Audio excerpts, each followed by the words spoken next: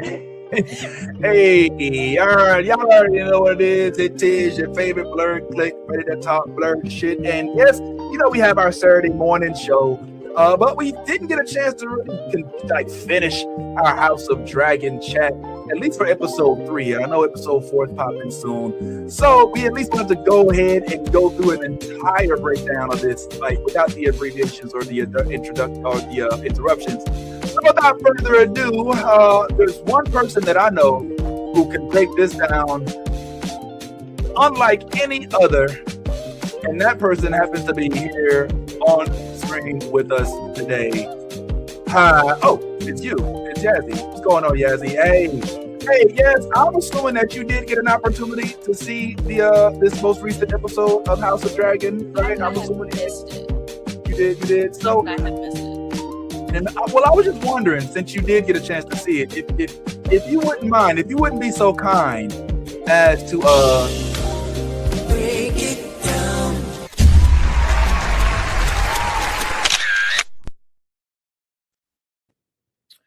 Okay, y'all. House of Dragon. Woo-hoo! Episode 3. We on season 2. My fucking god. So out the gate, okay. We're on season 3, episode 3. Yeah. Okay, I just want to make. I wasn't sure. Yeah, whatever. You know what I'm saying? It's fine. It's fine. Whatever. Season 2 and 3 is whatever. We in season. Okay, 3 is the episode. Y'all need to peep this shit because out the gate. Okay, my man Damon done showed up on the field with 3 dragons, not 1, not 2, but 3, and he's over here talking business. Like, I'm sorry, we own the crown, and y'all just need to submit and or die. These are your options. So we're gonna meet up with Lord Aemon, the Lord of the High Towers that we are trying to knock down. And this motherfucker thinks he is so damn smart. He gonna find out real soon how he is not. So we on this field, we meeting up, and Damon's like, so here are your choices. You can go in peace and submit and bow the knee and go on and live your lives, whatever. Or you can die. These are your options. What are we going to do? Of course, this man rides out like a, King Valiant, and he just bends that knee to Daemon. But on these terms, Daemon's like, I want your nephew. Go get his ass.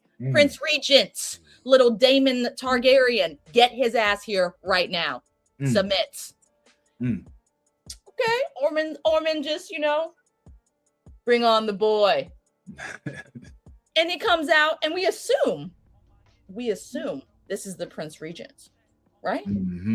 Okay, so we're off, and Ulf is just hanging out, and he's on his dragon, and Daemon's like, Ulf, do you want Old Town? Because you could be the new lord if they don't submit. You know what I'm saying? This is like can happen. Ulf's just sitting there like, if he don't bitch slap me again, I'm gonna sit here and say yes, sir.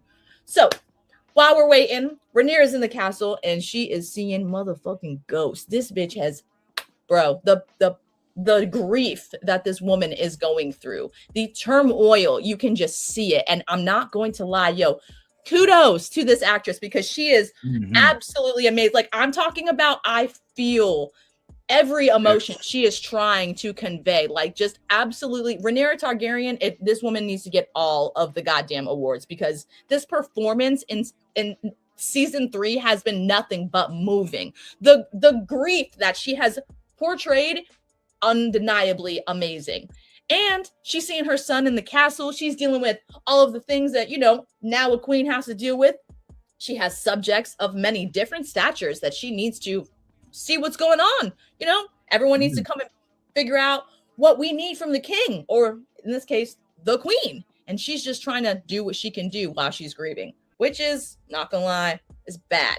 Because as Rhaenyra says, there's ghosts in the air. Oh my God. So Daemon returns back and he's like, listen, I got the boy. You should kill his ass. Because technically, he's your brother, and he's also heir to the throne eventually if you die, and his succession could fuck shit up. So you should just murder the boy right now. Here he is. And she's like, but he hasn't done anything. He's just He's just done his duty. I, as a mother, can't just murder it. And his brothers are the ones who I want to murder. I don't want to murder this innocent boy, even though we just murdered his grandfather in cold blood.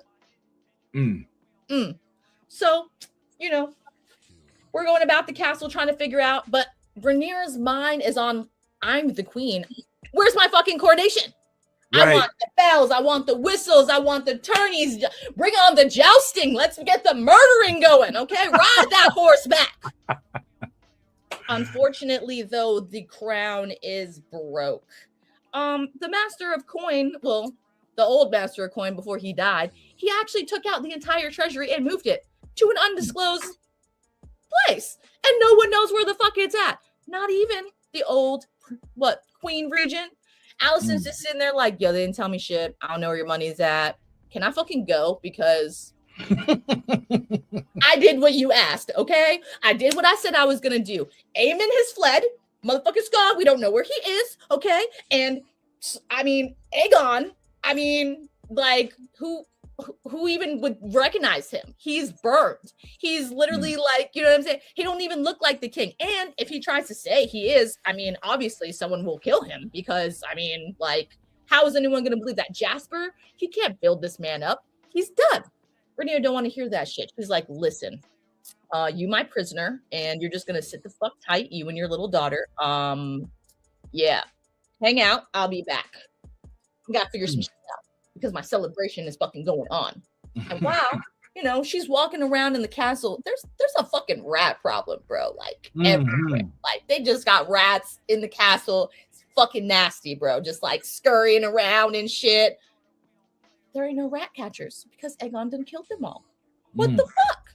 So these people are hungry. The queen's like, I want to party because I'm the queen, and I don't give a fuck. Like, go get some money. Let's fucking call on our lords. Everyone. Tell everyone I want their money. Then on top of, she's like, you know what? Someone needs to bring me motherfucking Aemon's head. I will actually pay a tribute if someone brings me Aemon's head, but she ain't got no money. This bitch is like really turned a new leaf. Like she's like, I'm offering a reward that I don't have for the person that I need for my revenge. Let's do this. But the crown ain't got no money. They can't even feed their people. Everyone's starving. We're eating rats and God knows what. And Rhaenyra is the cause of this because of the war and the blockade. So yeah. The people, the common people are in complete turmoil, and Rhaenyra's over here trying to plan her coronation. Fuck the bullshit.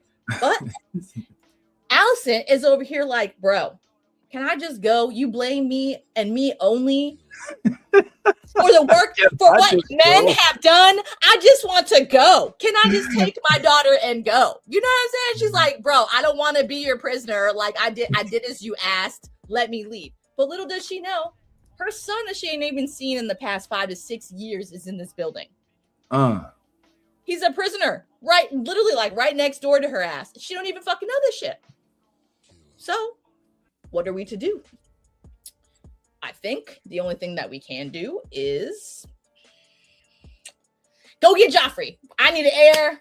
We need to legitimize. This is some queen shit. Go get my bastard child from the Vale and tell him I need him now, because he's going to be my new heir. We have to get all of our ducks in line because we have bastards on the dragons. We need a bastard to claim the throne, and I'm trying to make things legitimate so everyone knows that I have the rightful claim to my throne. But there's only one small problem with that. Lord Corlys is like, hey, queen, you want to have dinner at my house? Well, what little is left of my house. And he's like, I have a request for you, my queen. One simple request. In case you didn't know, these are my bastard children. I want them to be legitimized like your bastard children were. Like I took them on as my heir. My heir is gone. I need a new heir. These are my heir. I crown Alan to be the new heir of the sea snake. And he's like, she's like, okay. Yes, we can discuss this. as she clearly is not making this decision rightfully in her right mind, because look at the woman's face. She is literally going through hell. And she's got everybody asking her questions. The common folk are literally lining up to ask her for food, for money, for everything. Like, what is there not that people have asked? But we do have one noble born that comes up and is like, my queen, I have one thing I need to profess. I myself am also guilty, but I just want you to be aware. The noble are stealing from the poor. They're hoarding food in their storehouses because of the blockade. You have caused stir and panic above all of your people, and then now you're here to save us. But your noble-born people who have everything they motherfucking need are like, I'm gonna go buy all the shit that the poor people are gonna eat. Because they don't need to live. They're fucking poor people. Why do we need them? We're scared. Our children are hungry. We need to protect our families. Meanwhile, the common folk are literally eating rats in the streets and the gutters while they're scourging food. Rhaenyra is like, oh, okay, I see you. Okay, thank you. And she obviously goes into council, with her new council, which is very interesting because we find out that Mysaria becomes the new master of whisperers. So now her and David are going to keep fighting on the court, which is going to be some fucking beautiful tea because these two are like fucking two, divorced couples just going the fuck at it all the time. Like they each have their own very strong opinions, but each one of them is wrong in their own rightful opinions. It is literally the best arguments. But Rhaenyra is just like, I just need to know what I need to do. You guys aren't fucking being helpful. Why? This is your one job, to be helpful, to agree. No, can't even get that from her court now. Her last court she dumped because she couldn't count on them. Now this court, she's like, I'm pulling at the strings, y'all. I'm about to unwind. Nobody's here. Nobody's here to lend a hand to Rhaenyra. So then Rhaenyra is like, okay, well, thank you, my lady, for letting me know of the discretions of the rich people. I will, co-counsel. But in the meantime, everyone's poor, everyone's hungry. We should go and look for the Kingswood for food. Now, this is the most blasphemous thing that could come from a king or queen's mouth, because the Kingswood is sacred. We don't hunt animals in the Kingswood, not even when we're poor and hungry. This is a new low for the kingdom. I just want everyone to be aware of this, okay? We're not allowed to hunt boars because, they're sacred. We are not allowed to hunt stags, but you can eat the rabbits. Absolutely. Right. Go ahead. If you're hungry, go do that. I'm the queen. I say go do it. Rabbits. Yes, literally. And guess what? I'm going to throw a banquet for all the high people, the highborn people, and I'm going to feed them what the low people eat. And she literally did. This bitch called upon all of her great houses in her kingdom and was like, let's have a beautiful dinner. Oh, dinner is served. Here you go. It's rats. Enjoy. I love it. I love it. You have literally stolen from the poor, so now you will eat like the poor. And by the way, I'm robbing your fucking houses. My King's Guard is robbing your houses as we speak, and there's nothing you can do about it. Thank you for being loyal subjects. This is your way of paying tribute. I love it. Hats off fucking to Rhaenyra, dog. That was some OG shit right here. Everyone's just like, but my queen.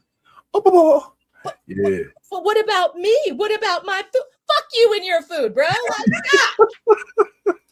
you and your food. And then of course they gotta be one man. That's gotta be like, oh, my queen, I was so impressed by your actions. It was beautiful.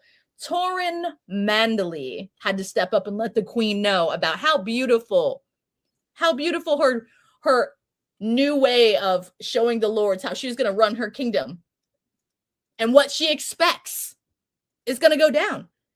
And guess what? He also decided to remind her that it's her fault why the highborn is stealing from the lowborn, because her blockade caused all of the bread shortage. Yep, that part. You know what? That's a great thing to remember, because she, She gonna hold a grudge against that motherfucker for sure. Go a grudge. That's it. Hold a grudge. Yeah, she's the queen. I don't think Mandalee. Do you remember any Mandalees in the past? Because I don't. I just want to throw that out there. Like, you know what I'm saying? Hell have no fury like a woman scorned, bro. That was the wrong fucking time. So yeah. But anyway, we're gonna knight these men because I need legitimacy. They're all bastards. We need to give them some names. So Ulf is like, I don't really have an Targaryen, and Daemon's like, bro, hell no. Rhaenyra's like, nice try. Another. And as this man is thinking about it, you can see just well, my hair is white, so white. So Ulf is now Ulf the White. Hugh is the Hammer. And now we have Adden of Hull. New knights in the kingdom. And what is the first motherfucking thing one of the knights do? Hugh is like, my queen, you did promise me and my lady some land. Mm-hmm. And it's owed. When is it going to be due? And she's like, well, where is your wife? Oh, she fled because there was nothing here for her. Well, go send for her. Okay. Mm-hmm. But then when is my house going to be here? Well, old Valyria. Y'all can have old Valyria. And well, I don't have shit. I don't have a King's Guard. I don't have, fucking a coronation. I'm working on it, and I will let you know at this point because we don't have shit right now. So how can I give you shit if I don't got shit? Who's gonna help you take over this new house and like keep it? That's not what he wants to hear. He's just like, oh, okay, my queen, thank you. But meanwhile, everyone just keeps asking this bitch for shit. And then finally, we're racking our brain about what to do with Elena, what to do with Allison, what to do with this little fucking this heir to the throne that's in the house that we got right now. And Daemon's like, babe, you need to kill that motherfucker. I don't know how many times I'm gonna say this to you, but you need to kill that motherfucker. And she's like, okay, well, while you're busy on that, I'm gonna give you a task because obviously you need something to do. She's like, go to the Vale and go get my money. Go tell the Vale I want my money. But meanwhile, I'm gonna send your daughter and Adam to go and search for, sheep stealer because I'm still looking for who the fuck is sheep stealer. Meanwhile, she's sending her husband to go find his daughter with sheep stealer. The plot just fucking thickens, bro. It's insanity. It's fucking insanity. Literally. And while we're, our Lord husband's out of the house, we're trying to think, should I kill this boy? What should I do? What would my father do? My father is a noble man. He always said that too much power can be bad. What can I do with this child who has done nothing wrong? Oh, wait a minute. We have some place to send people we don't want, but they can be useful. The Wall. That's where I'm gonna send your ass. You are gonna, bro. That's what it is. You're gonna be part of the Wall people. I can't remember their name right now. What are they called? I don't know. I thought it was just the Wall. No. They like called something. Hello, help. Muted. The black something. The black something. The black is the oath they take. Is the Night's Watch. Night's Watch. Yes. Oh my God. Thank you. Okay. The Night's Watch. Yes. Okay. So man's joining the Night's Watch. You will give your honor to your kingdom, and I'm saving your life. You should be grateful. We're gonna do that. But before I send you off, your mother would like to see you because I did tell her you were here. Because I seeked her counsel, because I'm so fucked up, because everyone keeps asking me for shit and I don't know what to give them. I don't know what to fucking do. But I did just give the poor a bunch of food. So, I mean, I'm trying. You know what I'm saying? But I'm failing and trying. So give a bitch some credit because, you know what I'm saying? I stole from the rich to give to the poor. Okay? I'm fucking Robin Hood in my own kingdom, God damn it. Okay? Yo. But Fact. Traumatized. That's the key point though. Just the traumatization on my face, holds no bounds. So I just want everyone to know this is shit I do for my people, even traumatized. I'm putting my shit on hold. My son died. I'm supposed to have a coronation, but I'm feeding my people first though. Okay. You know what I'm saying? I'm gonna feed my people first. So while we, Allison has this beautiful reunion with her son she hasn't seen in 5 years, we actually find out that you can bleach a little boy's hair blonde and white. Really? That's so fucking astonishing. Rhaenyra, like the look on her face at like figuring this out, like, damn it, I could have literally lied and said that my kids were fucking. I didn't even think about that. No, not one motherfucking person that worked for me in this castle thought about that when that brown hair babies popped out of my vagina, bro. All of them. What the fuck? Yo, I'm just saying. At that point, she should have been like, Maester, you gonna die. Because you fucking knew you could have. What? Bro, the look on her face at realizing they fucking bleached this boy's hair. She was like, the hair was like, are you fucking serious? Right? Like she was pissed. She was about to scalp that boy for that hair, bro. You should have seen her face. She was like, are you what the fuck? Like the epiphany was beautiful. So Rhaenyra's giving me all the feels, bro. Like I'm so caught up in Westeros right now. I'm just like, this ride that she's on is a fucking roller coaster, and I'm fucking here for it, bro. Like for real. And then she's like, should I just kill him? Because I'm pissed. Like, right. Fuck going to the fucking wall, taking the black oath. I'm just gonna motherfucking kill this motherfucker. And then she's like, wait a minute, I've been deceived. What kind of game is Lord Armand playing of the fucking high towers? And then guess what happens? She's all thinking things are good, trying to figure out that what to do about getting played. She's already pissed. And then guess what? Knock, knock, knocks, Queenie. There's a little someone at your door. It's your people. And he's like, my queen, I barely escaped. They took over my queen. And she's like, bro, what are you talking about? Like, why aren't you like over where you need to be at right now? You know what I'm saying? And he's like, because Lord Ormond has taken over Tumbleton and he's holding all the people hostage. He took the young dragon hostage. He brought him in the castle. And he's burning the people. He's killing us, queen. Help me. I barely escaped. She's over here like, this motherfucker.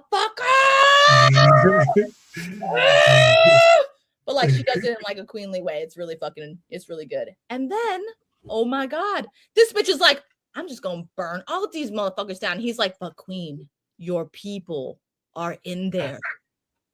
What about us? And she's like, God damn it, everyone just keeps throwing these motherfucking bro, I see a path. Y'all like, nah, let's go left. Let's, everyone's trying to derail this bitch on her plans. She cannot at all make a decision because everyone's like, well, what about this? You're gonna kill him and kill your people. Then you're gonna have nobody train your dragons. Like, what the fuck you gonna do? Like, we the people that train your dragons, you're gonna burn us alive? We speak the old language. They're the only peoples that speak the old language still. You gonna burn us? Because that's what the dragons speak is the old language. So what you gonna do, bitch? Because they got your baby dragon. They got all your people. Like, you fucked right now. You so fucked, it's not even funny. Like, even if you got 6 dragons, you ain't got no future with dragons. Eventually, they'll die. That's what this man came to her doorstep and said. But also, I need water because I'm burned. So help me out, Queenie, because it's a long journey to tell you all this information. You know what I'm saying? Holy shit. Yeah. This ending was insanity. And as she finds this out, she's watching every item of the high tower that was in her castle burning before her. So she's just watching what she's ultimately going to be foreshadowing in the future. Fire. Fire burn. That's a wrap, y'all. Yo, come on, man. That not with the, you know what I'm saying? The full on all the way through. You know what I'm saying? From front to back, open credit to end credit, man. You know we all love it when you break it down.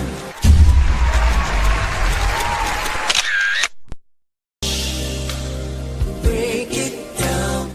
So nice I did it twice. All right, man. Hey, sincerely appreciate that. I know, Yazzie, you probably got a skittle about it here, you know what I'm saying? So ain't gonna keep you too much, but man, I just gotta once again, nobody do it like nobody full on like yo. Break it down.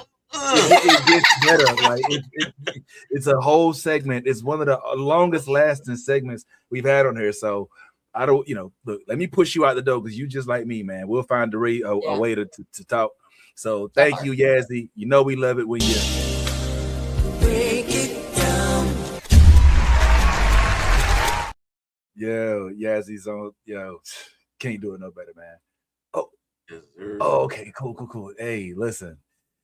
She said a lot of stuff, all right? But there's a lot more still left on the plate of this Game of Thrones, this House of Dragons. Still some meat on the bone. Yeah. There's a lot left here. So, but some of it, I feel like I have controversial takes. Maybe not controversial, but possibly takes that might make folks look at me a little different because I don't know. I have different different viewpoints of certain things. So I'm gonna start with the dinner. All right, the dinner that I loved. I think she you cooked them. Where she cooked them, they cooked she cooked the rat and served it to the people, and I thought that was one of the dopest things. And what I love about that is that yo. One moment, my man. I see you. I see you. All right, I see my man pulled on up. You know what I'm saying? We're gonna bring you in. I'm gonna let you get yourself together. Let me finish this thought right quick. So what I love about this is how it shows what I think is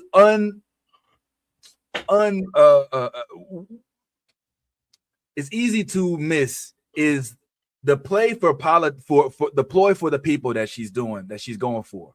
You know what I'm saying? Like it shows the difference between a reign from her and a reign from Daemon, who Daemon keeps saying shit like, what the fuck? Let the shit go. Like, yeah, that's not our problem. And she's like, nah, I gotta, this is who we are. And even if it ain't real, even if it's just an act, that act is important, it's significant. And this act didn't have to go down like this. She could have called them in and be like, look, I'm gonna tell y'all what it is. The people ain't happy. Look, y'all gonna have to come up. They robbing y'all. The whole act of having the rats cooked and shit, like when you kept seeing the rats throughout the episode, you knew they was gonna be used in some kind of way. We just ain't really know what it was. And to see that this what it was, I was like, all right, you did that. You know what I'm saying? But at the same time, I did kind of come to think about how it would be on a larger life scale, right? So in state of Florida, which you lived for a little while, right? We get hurricanes down here. You know what I'm saying? Like in St. Louis, we get tornadoes. But tornadoes are different because they happen in the snap. Like I was in St. Louis when I got a tornado alert, not warning, like alert. Like look over your shoulder. and I had to take my family to my cousin's house. In Florida, you get days leading up to it, sometimes a week or so. It starts being on the news. And what happens? When it's a big one, then you got to go get your water. You got to get your gas. You got to get everything filled up. And so a small part of me was thinking about the people that don't go get the water, don't go get the, don't get the gas filled up, and then be tripping and complaining the days after when we got no power. Talking about, man, everything was bought out. Like, well, yeah, but you also, you didn't come to the ark when it was flood, when the rain started coming down. So a small part of me, I'm not trying to side with the rich folks. That's not what I'm saying. Because ultimately what it sounded like they said is they went and bought up all of the shit and just kept it and just was hoarding it. I'm wondering though, this is going to sound terrible, But I'm gonna say it like my homeboy I got named David Jolly. Y'all know David Jolly. He was on Kill Tony. You know, he's in Austin now. He has a joke where he says he comes out of a store and he sees this homeless dude asking him for money. The homeless dude was feeding his dog as well. And he says to the homeless dude, listen, man, you damn sure ain't hungry because you ain't ate that dog yet. Now, it gets mixed reactions. Mm-hmm. Crowd don't always like it, but he has a small point. Like if you're starving, you know what I'm saying, your options start wearing thin. I'm not saying if it's you and your son, you eat your son, but I am saying if it's you, your son, and there is a stockpile of rats that happen to be infesting the area, are you choosing to be hungry at that point? I mean, I get the point was made that that's what they were doing. That's why they were fed the rats, and so it's not like that's not what was happening. Mm-hmm. But I don't know. I guess it was a stupid ass thought. What?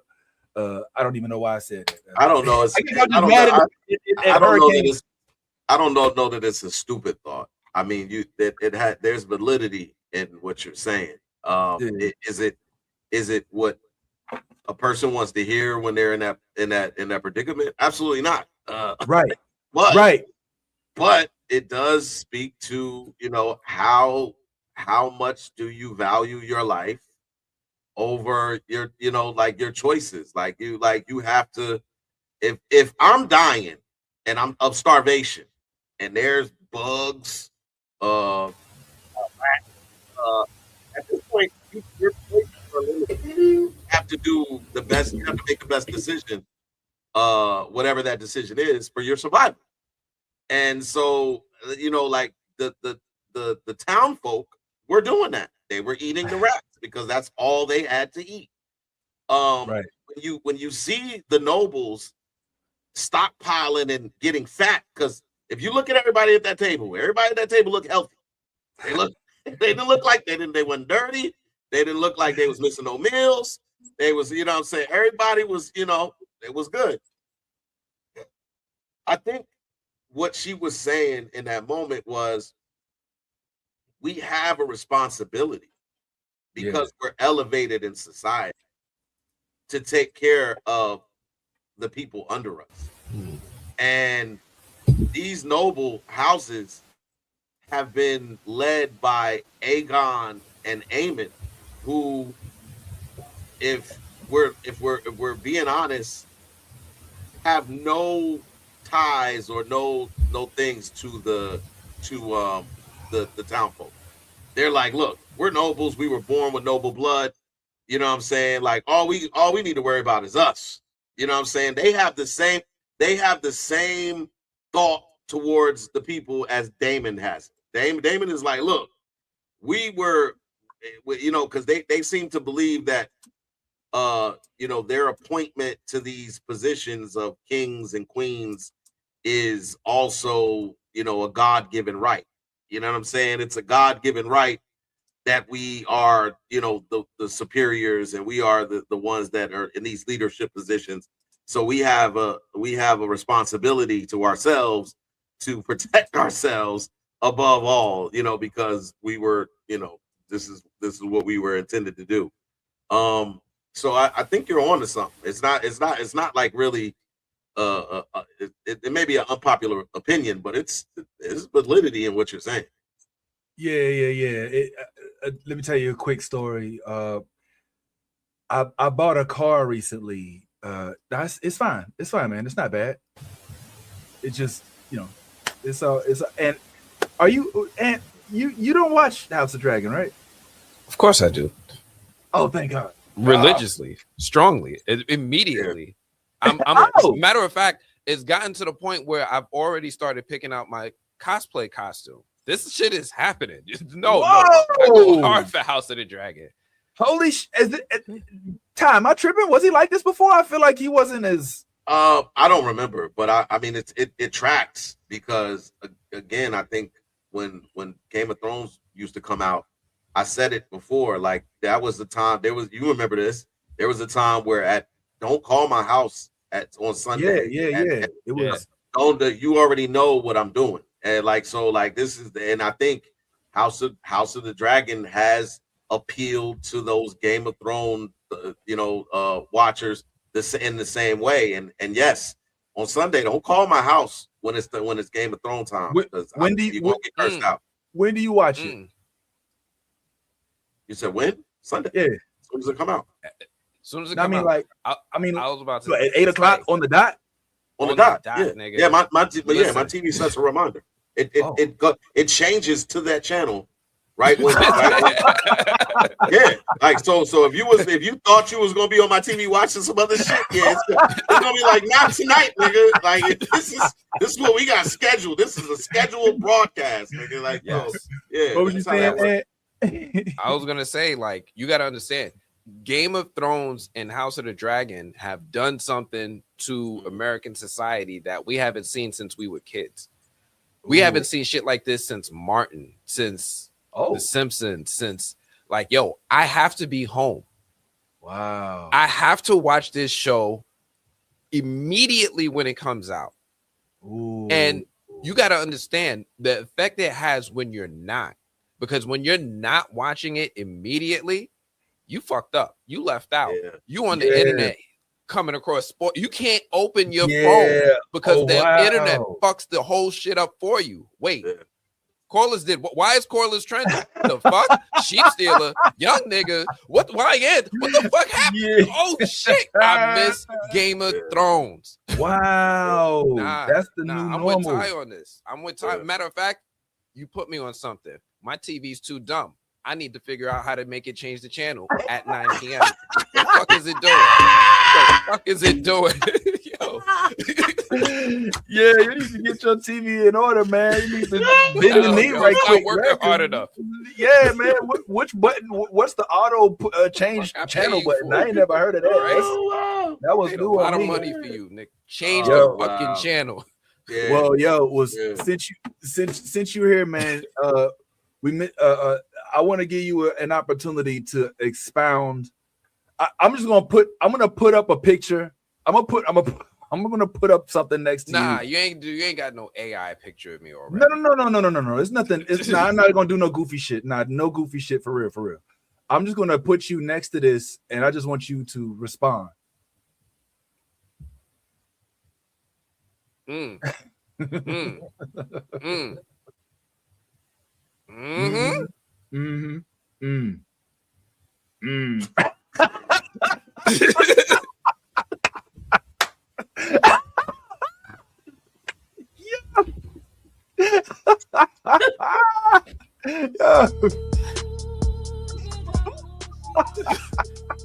and die, the bastard.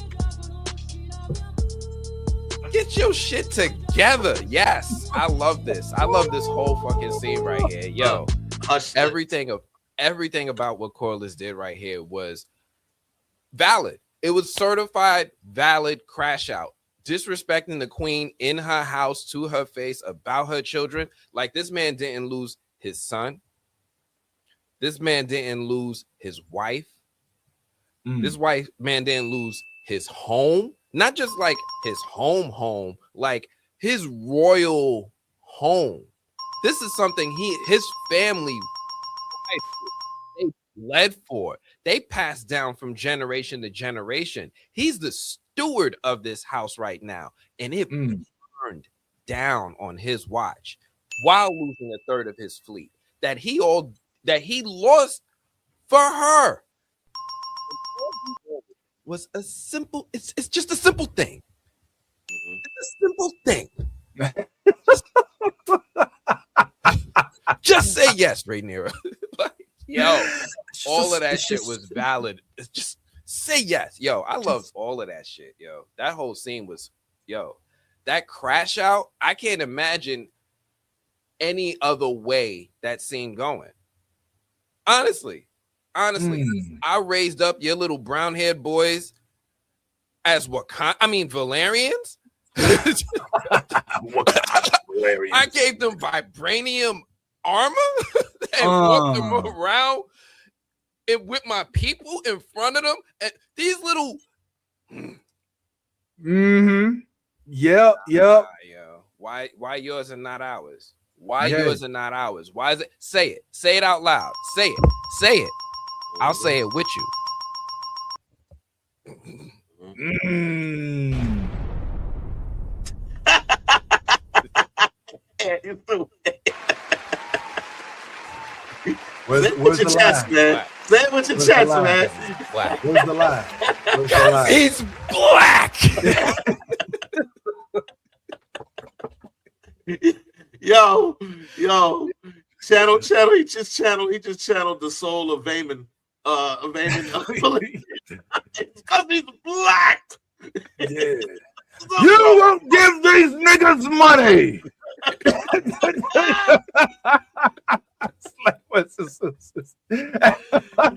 yeah, it was hot.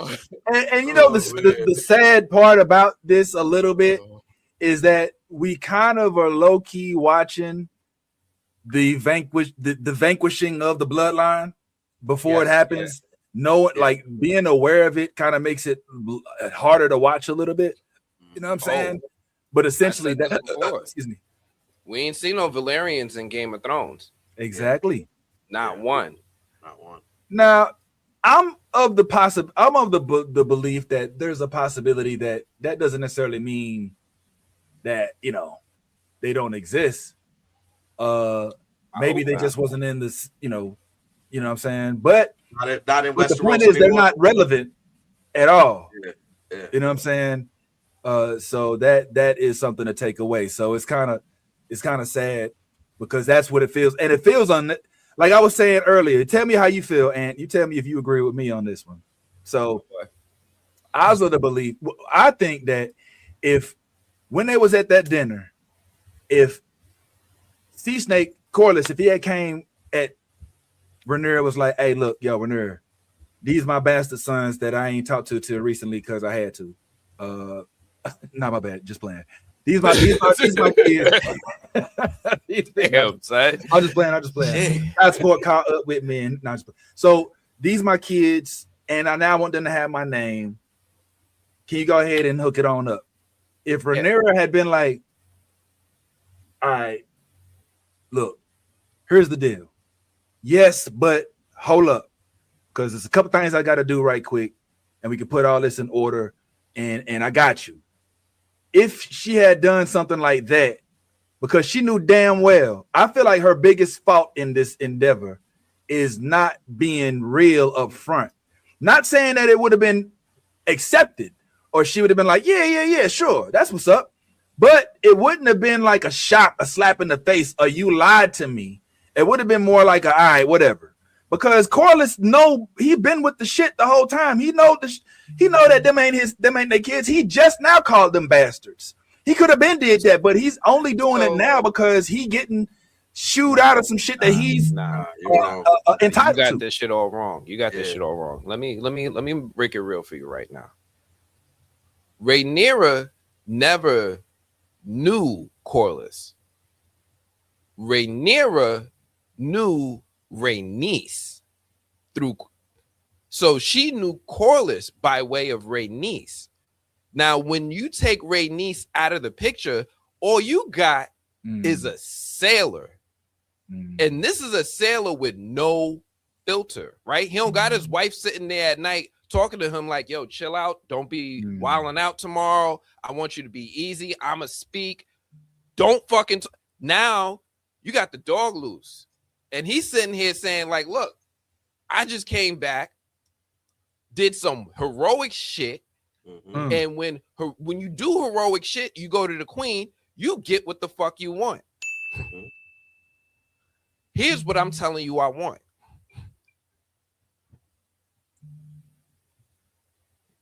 Hello? Right.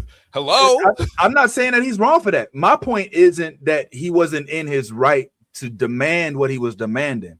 My point is that Rhaenyra being illicit and not being upfront about her intentions just compounded the problem. Like that's the thing. You can't talk to him like that because she tried to do that sly shit, right? She tried to be on some, oh well, you know, now's not the time, right? And he's sitting over here like, the fuck you mean? You know, we die every day. I almost died yesterday. You think I could wait a year or two until things die down? There's gonna be more battles. Like, well, when? Look, again, I just feel like if Rhaenyra had been more real about it, then he wouldn't have been as mad about it once he did it in front of everybody else. And that don't mean he wouldn't been mad the whole time. Maybe I don't know, but it's like it just seems real dumb to lie to the nigga. Like, you know you're gonna see him, and you know you ain't about to name him in front of everybody. So why even put forth the facade? Which makes it makes it worse. And now keep in mind the problem. Unless he keeps the problem, right? Well, because he knows that she's in a situation where if she starts raising bastards up to royal titles, right? Because you remember the moment when she was supposed to do it, right? They was sitting there, they were knighting people, and she was like, "Yo, everybody, what's your last name?" And Oath was like, Targaryen. I'm Targaryen. Immediately, she was like, "The fuck you ain't?" Right, no, right. And he was like, "Yeah, you got me." And then she went to Adam, and she was like, "Oh, fuck." Right? She didn't even give him a choice. I don't raise this bastard. Right, like I can't say no to one and the other because I still need these dragons, right? Vhagar is still out there. I still need them, right? And Corlys is not dumb. He knows the situation Rhaenyra is in. He's just like, look, I don't give a fuck because I'm going to die, probably. Okay. And Vince, more importantly, like you have to understand in which the glass that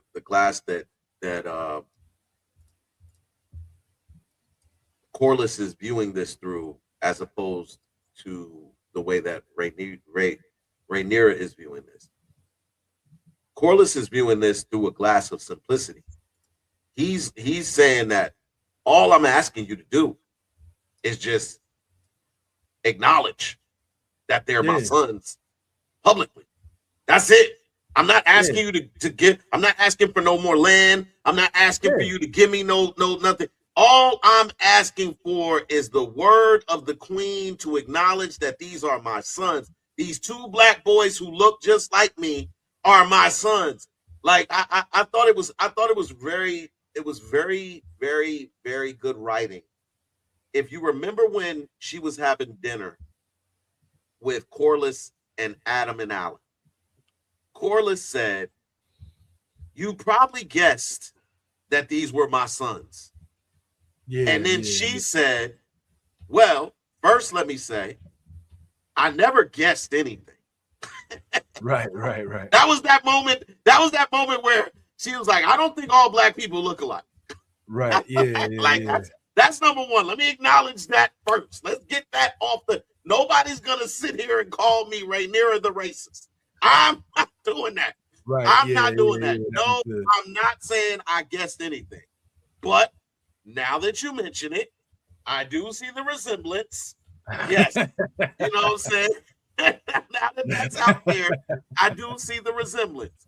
That in that moment, they're having this private, intimate dinner together, and you're sharing with the queen that you're now, I don't have any heirs that are male. These are the two heirs that I would like to carry on my name. In that moment, he doesn't see how this in any way would affect the queen in any harmful way. He doesn't. In that moment, he's all he wants to do is reward the two boys that saved his life. As is the thing to do in this time when people do things for people. Everything is currency. So favors are not free. We don't do free shit in Westeros. Every favor has a currency value to it. And what he's saying is, look, Alan saved my life, killed the woman. Adam saved. I don't know which one is Adam and which was Adam. I feel like Adam is the Alan is the bald one. Alan is the bald one. Okay, Alan saved my life. Yeah. Adam found me and rescued me. These are the two things. And what I decided to do, since I did not have any wealth, I did not have any land, anything that I could pass down to them, I'm rewarding them for what they did for me by giving them my last name. And so in that meal, that meal that they're having, he's looking at this like, all I want you to do is acknowledge what I just told you. Mm-hmm. That's it. So she was in that moment, she acknowledged it. She was like, well, I think that's great. I think that's dope. That's my point though. My point is doing that and not saying that's dope. But here's the problem, is where shit spiraled out of control. Because up until then, even the fuckery, Corlys has been with it. He knew them kids wasn't his son's kids, but they all understood, and he was on the panel. So he was like, all right, cool. He knew damn well his son didn't even like girls. But he's like, all right, fuck it. It is what it is. You know what I'm saying? He was like, all right, fine. Yeah, your brother, your uncle could fuck with one of my daughters. Sure, fine, whatever. He was with the shits in all points. Because he was, but something that Ant said is hella important that I never even thought of. This is a man without his filter, his whole wife, the one that would be there. Because Corlys used to pop off and be like, yeah, man, why we don't just, and then, Rhaenys, she'd be like, yo, bro, just calm down. You know what I'm saying? We got this. You know what I'm saying? Like, and so there is no Rhaenys there to be like, yo, this is how my family works. Rhaenyra gonna do it like this. She ain't gonna do it right now. All right, just patience, just patience. Corlys is like, nah, I don't get it. All you gotta do is say the name out loud. What the fuck is so hard about that? And she, because she's too cunning, or maybe she think it's beneath her, or maybe she's just aloof. I don't know, but in over her head a little bit. But in this moment, she could have been more ballsy. Daemon would have been like, first of all, Daemon ain't having none of this shit. He'd be like, nah, I'm just gonna kill all of y'all. No. This shit would have never happened if Daemon was there. Why don't we just not have a Velaryon? I got a dragon. There's no question about it. Daemon would have killed. Yeah. Daemon would at least been like, well, we can't right now because we have to claim our legitimacy to the throne. You know what I'm saying? So Daemon wouldn't have said nothing. Daemon wouldn't have said none of that shit. Nope. Daemon would not. Daemon is not that. First of all, Daemon is not diplomatic at all. Daemon, soon as she would have said those were some bastards, Daemon would have either killed Corlys or Corlys would have immediately been sent to the dungeons. There's no explaining away nothing to Corlys. From Daemon. Daemon is not that guy. Damon is already It would have never happened because you got to remember, Corlys respects Daemon. They fought together in the drift against the Sand Snake. Like they warred together for years. Like it would have never happened. Corlys would have never crossed that line if she never had sent Daemon away. So it's like it took for that to happen for Corlys to feel like now's my time. He wouldn't have felt this, Froggy. And you got to understand, her decision is more than just acknowledging them. It's also determining who's going to be the heir to Driftmark, right? Because this puts two strong young men in front of her son to inherit that castle, that fleet, that army, that everything. Yo, I'm glad. Yo, let me pause you right there. Let me stop you right there real quick. How is that the case? Because her son is next in line to be the heir of Driftmark. She still has a son that's a Velaryon. She still has one more son. She has Joffrey. Yeah, but Joffrey is also in line to be the king of King's Land. So was Jace. Jace was next in line to be the heir of Driftmark and the king. I thought the other brother that died first was supposed to be the heir to Driftmark. No, Jace was gonna take them both. Lucerys, I think was. Yeah. See, this is when I get confused. You know what I'm saying? Like, this is the part I was like, yo, I don't understand, because I'm trying to see what him getting the name now does, how it. Because it hands down by heir that's male. The oldest male surviving heir is the next in line to inherit. So let's say Corlys's oldest son, the one who had a boyfriend and left. If he had stayed, he would have been the heir to Driftmark because he's older than Jace and Lucerys. He would have been the oldest male. But because he left, Jace became the next in line. Now, I think there was a situation when they were like, all right, well, because Jace is king, we're going to name Luke to be the heir to Driftmark. I think you are right about that. But when Luke got ate by Vhagar, Jace started to inherit either both, or Joffrey was going to be next in line to take the Driftmark. And Joffrey is her son by who? By she Daemon. had 3 sons by Daemon. No. Joffrey's her other brown-haired son. She had 3 brown-haired sons. Only by the dude she was in love with. And it's the one that she sent away with Rhaena to the Vale. He's still alive, and I thought that was Daemon's son, the one that she sent with Baela. He had blonde hair. She sent 3 sons. She had 3 sons that she sent with Rhaena. Okay. So she's had Joffrey, she has Aegon II, and she has Viserys. So she has 2 blonde-haired sons, and then she has 1 brown-haired son. She had a daughter too, but the daughter died in childbirth. Remember, she was in labor in the second season, and it was stillborn. So she has 3 surviving children. One is a brown-haired. That's still Nick claiming the name Velaryon, and this puts 2 men in front of him. Well, okay, how? Because they're older than him. Oh, but she's the queen. What does that mean exactly? What do you mean? Okay, so all right. If let me clarify this. Then. Has 2 male heirs, right? Because his oldest son, the one who left with his boyfriend, left, and he's like, "That's okay. I have another son that's about the same age." He's automatically the next in line because he's the oldest. He's older than her sons. Well, technically, the son still is because he still exists. Nobody chopped his head off. They think he's dead. Yeah, they think he's dead. The same way they think that Aegon is dead. You know what I'm saying? He actually left the body. That they found. And they think that he died. Remember they staged it. They staged his death. They staged it. They with the help from Daemon. With the help of Daemon. Remember, Daemon helped orchestrate all of that. Yeah. He helped his lover orchestrate that whole thing, and then brought the burned corpse, saying that it was it was the son.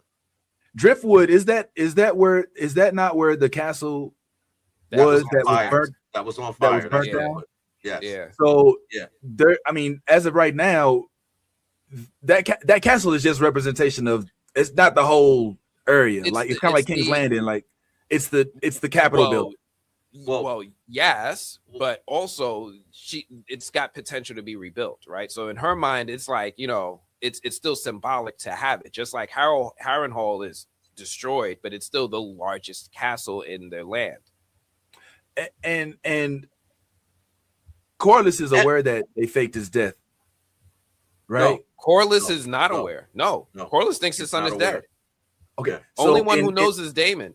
So technically, if the son resurfaced, he lays claim to the throne. Yes. No. No, because I think Viserys is dead. No, well, but I think no. Older. No. Actually, you're right, because he married Rhaenyra. In all actuality, he is the husband of Rhaenyra. They got married. They were married. And so if you're being technical, he would be the next because we get technical with it now. Yeah, this is some medieval Jerry Springer. As it stands, in this is all Rhaenyra is an outlier, because typically a queen does not rule the kingdom. A king does. Yeah. So if she is the next in line, bloodline wise, her husband, who would have to have royal blood as well, which in this case he would be the one who is supposed to be king. Well, he would have been a king consort, so he would have still had Daemon's title. Rhaenyra would have still sat the throne, but he would have been a king consort, which is what Viserys wanted. He wanted his family in that royalty. Aegon and Rhaenys. Yeah, but yeah, you're right. But I don't know what it would. But Damon would kill him like immediately, like Oh, on site, not even a question, right? Like, Yeah, you don't even have your dragon no more. You told him never to come back. Like, he don't even have his dragon no more. Sea Smoke done found him a new home, right? Like Sea Smoke done booed up with even Sea Smoke. Yeah, even Sea Smoke was like, they're like, oh, I guess he's don't want the smoke. Did you all notice? Well, I have a question for you. So how is it that you can fly a dragon? Like, what gives you that capability? Are you serious? The blood of Velaryon or a Targaryen at this point. Yeah, we know. They said at some point they did some sort of blood magic ritual in their lineage, and they're able to talk and communicate with dragons on a psychic level. Okay, so how does this dude fly a dragon? Who? He has Valyrian blood. Adam. Yes, Valyrian. Adam is Where's his blood? Where's his lineage? From Corlys. Corlys is Valyrian. Anybody? Listen. Valyrion, and basically, if you got blonde hair that you didn't dye, you know what I'm saying? Like, if you're typically know that is a sign that you are a Targaryen. Typically, if you are black and have blonde hair, that is a sign that you are Valyrian. Yes, but I thought it was Targaryen and Valyrion. Because the difference between no. There's Velaryon, the last name, and then there's Velaryons, which is a race of people, or which is a type of people. Now, all the Velaryons can commune with dragons. Now, the only surviving Velaryons in this time period are the Targaryen family and the Velaryon family. But what we're saying is that there was a special type of people called Velaryons that lived in old Valeria that had this. All of them had dragons. It was a whole city of dragons. Everybody had a dragon, but they all died, and the only ones that survived were these two houses that came to Westeros before when a natural disaster destroyed all of them. So in theory, Corlys could ride a dragon. Well, the dragon has to pick you. Well, no, what they typically do, well, yes, you need to be able to bond with a dragon, but typically what they do is they take the dragon eggs and they put it in the cradle with the babies when a Targaryen or a Velaryon is born to help them bond with it. Now, Velaryons, that bloodline, they have the ability to be dragon riders, but that's typically not their thing. Their thing is to be sailors. They love to ride ships. The Targaryen family, they love riding dragons, but Adam still has the ability in him because he still is of Velaryon descent. Okay, so I thought you had to be Targaryen only. No, and I thought that's how the two girls could fly because their mom was Targaryen, and but I guess it wouldn't make no sense because the mama could fly a dragon and she wasn't Targaryen. Exactly. So I guess that spits on that whole. The dragon chooses the rider. Remember that. The dragon chooses the rider, which is why Sea Smoke was flying around till he found Adam. Like he was just flying at the friendly skies, and then and Adam kept looking like, why is this dragon keep pulling up wherever I'm at? And then finally, that's right. Yeah, the one dragon. He just pulled up on him like, hey. Get on. Yeah. I don't know you, man. It's like, nah, we family. All right, cool. Noteworthy events that you may have had throughout this most recent episode. I did notice. Just let me throw this out there. One of the reasons why Corlys did, want that to be done, why she didn't want it to be done is because she knew if you watch this clip right here, you see that they've already started talking shit about her having a bunch of bastards and illegitimate kids around the palace or Westeros. I mean, King's Landing. So now she feels the necessity to get rid of that image You know what I'm saying? Mm-hmm. But it's just so weird. It's just so weird. Damn. But that's the game, right? Of the Thrones. That's how it of which was we back see. then, That's the right? Game of Like Thrones. they it's a patriarchy. It's a very male driven world. So because she's a queen, they're gonna attack her more. You know, if it was a king, Viserys was doing it. None of this. Viserys was taking niggas' tongues, right? Like he was ready. Daemon was chopping heads, right? When there was a male in charge. It's because they see her as somebody that they can take advantage of that they do this. And this has been a running theme of her rulership since she's started, right? That's why she doesn't want her small counselors, because they don't respect her. She's like, fuck them, right? They locked me in a room. They locked me in a room and her son died, and they still want to disrespect her decisions. Mhm. Yeah, but at the same time, she does waver a bit. You know, she's, you know, I don't know, like she wanted to have. That's the point though. But that's the point though. Like, how is she supposed to learn? Right? She's supposed to go through, like, when we're children, we don't know not to touch the stove, right? Mm-hmm. And people will tell us, but we got to get burned, right? You need that. I call it. It's something. A term I heard. Positive friction, right? You need that positive friction that you go through in order to sharpen you and hone you into the better ruler that you are. Viserys became the way he was because he was groomed, he was ready, and he learned from some mistakes. He had the largest dragon. His dragon was bigger than Vhagar. Did you know that? Oh, Viserys. Oh yeah. Viserys his had the dragon largest was dragon. bigger in all of Westeros. His dragon was twice the size of Vhagar. And he chose not to ride it because he was like, as long as people know that I have it, they won't pop off. Straight up. Yeah. And the crazy part is that was one of the things that Daemon kind of illuminated, was like, the reason why I feel the way that I feel is because we got dragons. Like we don't gotta negotiate or answer to nobody. We got dragons. Like we got like 6 of them, like 6 dragons. We can go. What did he say?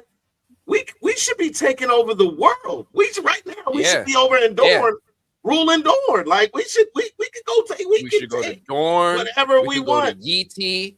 I hear there's a place where men have wings. We should go take over that when we done. Like, what do we? Which I want to see that. Like that needs to come. I want to see the men with wings, because now you telling me Hawkeye and them is pulling up. Like you know what I mean? Like I'm not Hawkeye, but Hawkman and them. You know what I'm saying? Yeah, they out there. It's pulling up and whatnot. We got, you know what I'm saying? What was there? What was there? The Thanagarians? We got Thanagarians. They out here. They we out got here. Thanagarians out here to go along with the Targaryens. We got Thanagarians and all of y'all, bro. So many things. There's so many creatures in the world of Westeros that George R.R. Martin created that we haven't, that I would love for us to see. Yes. So like we've seen the undead dragon, right? The dragon that the White Walkers created. Yeah. We haven't seen a real ice dragon. And they talked about it in Game of Thrones real quickly. They was like, when they was at the wall, I think they was talking to what's his name? Jon Snow, and they were like, yo, I heard tales of ice dragons out there. These things that sit there and they're made of pure ice, and they don't breathe fire. They breathe and they freeze you. And that is a real thing in Westerosi lore. Like if you read George R.R. Martin's lore, you know that there are all these other fantastical mythical creatures out there that we haven't seen. There's other types of dragons. There's dragons that don't look like these with the wings like this. They look like more like the ones that we traditionally see with like wings on their back, and they have hands in front of them like dinosaurs. There's other types of dragons out there. So I would have loved to see Daemon explore the world of Westeros with Caraxes and then fuck around and find out like, oh shit. Like, oh yeah. Yeah, I get that. I could dig that. I see a version. I see, Westeros, and I say this lightly, but Westeros has potential to have like Gotham, Tatooine, you know, Narnia, Yeah. like potential, like a place where the actual place is a character in the story. You know what I mean? And when you speak about all that hasn't been explored and the things that they just kind of teeter around, like showing us the children of the forest and the the three-eyed raven, and the dragons of different sorts, like you're speaking and about the witches, right? We the see witches? one with we see one with Alice Winter in Harrenhal. She's just one witch, but there's more.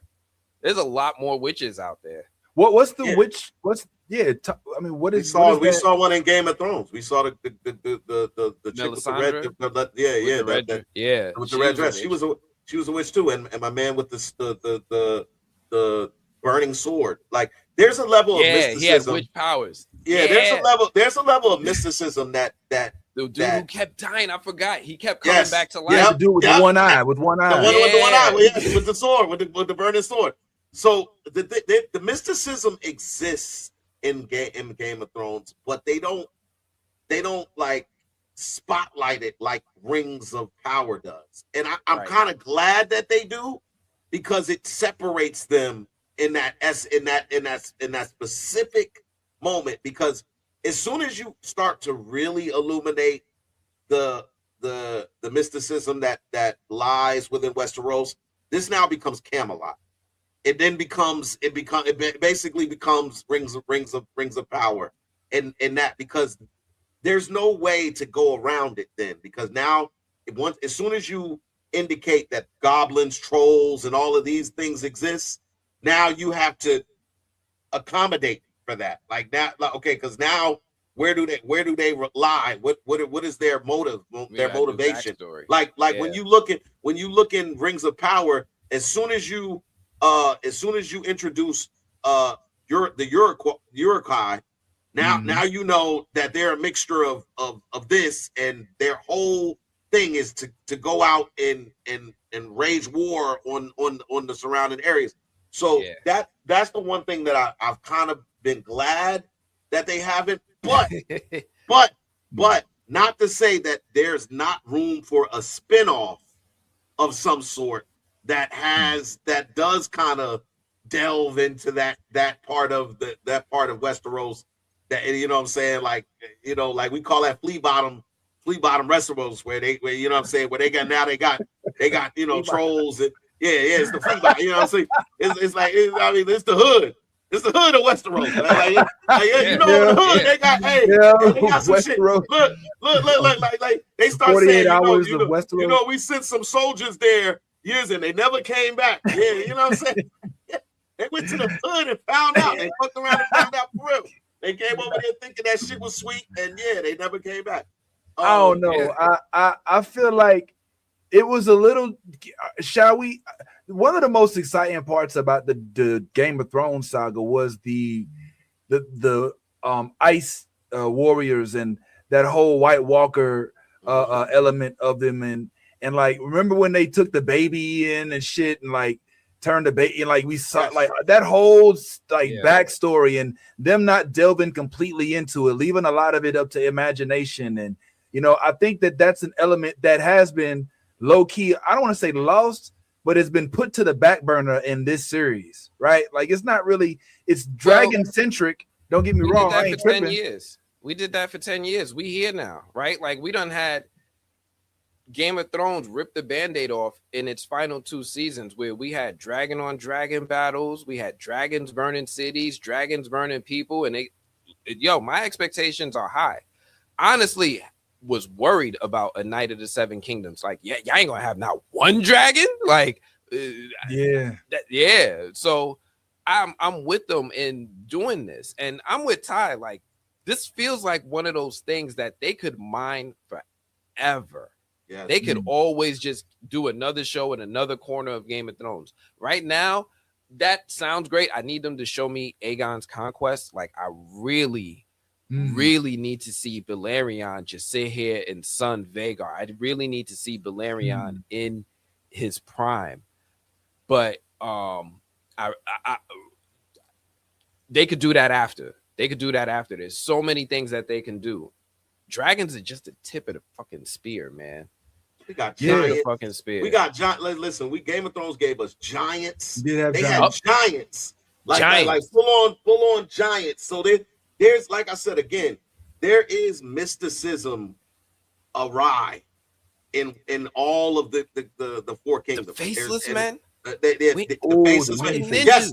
Yes. The we faceless fucking men. Ninjas. Yo, like there's so much, man. Listen, we on to something here, man. But yeah, yo, answer 100% right.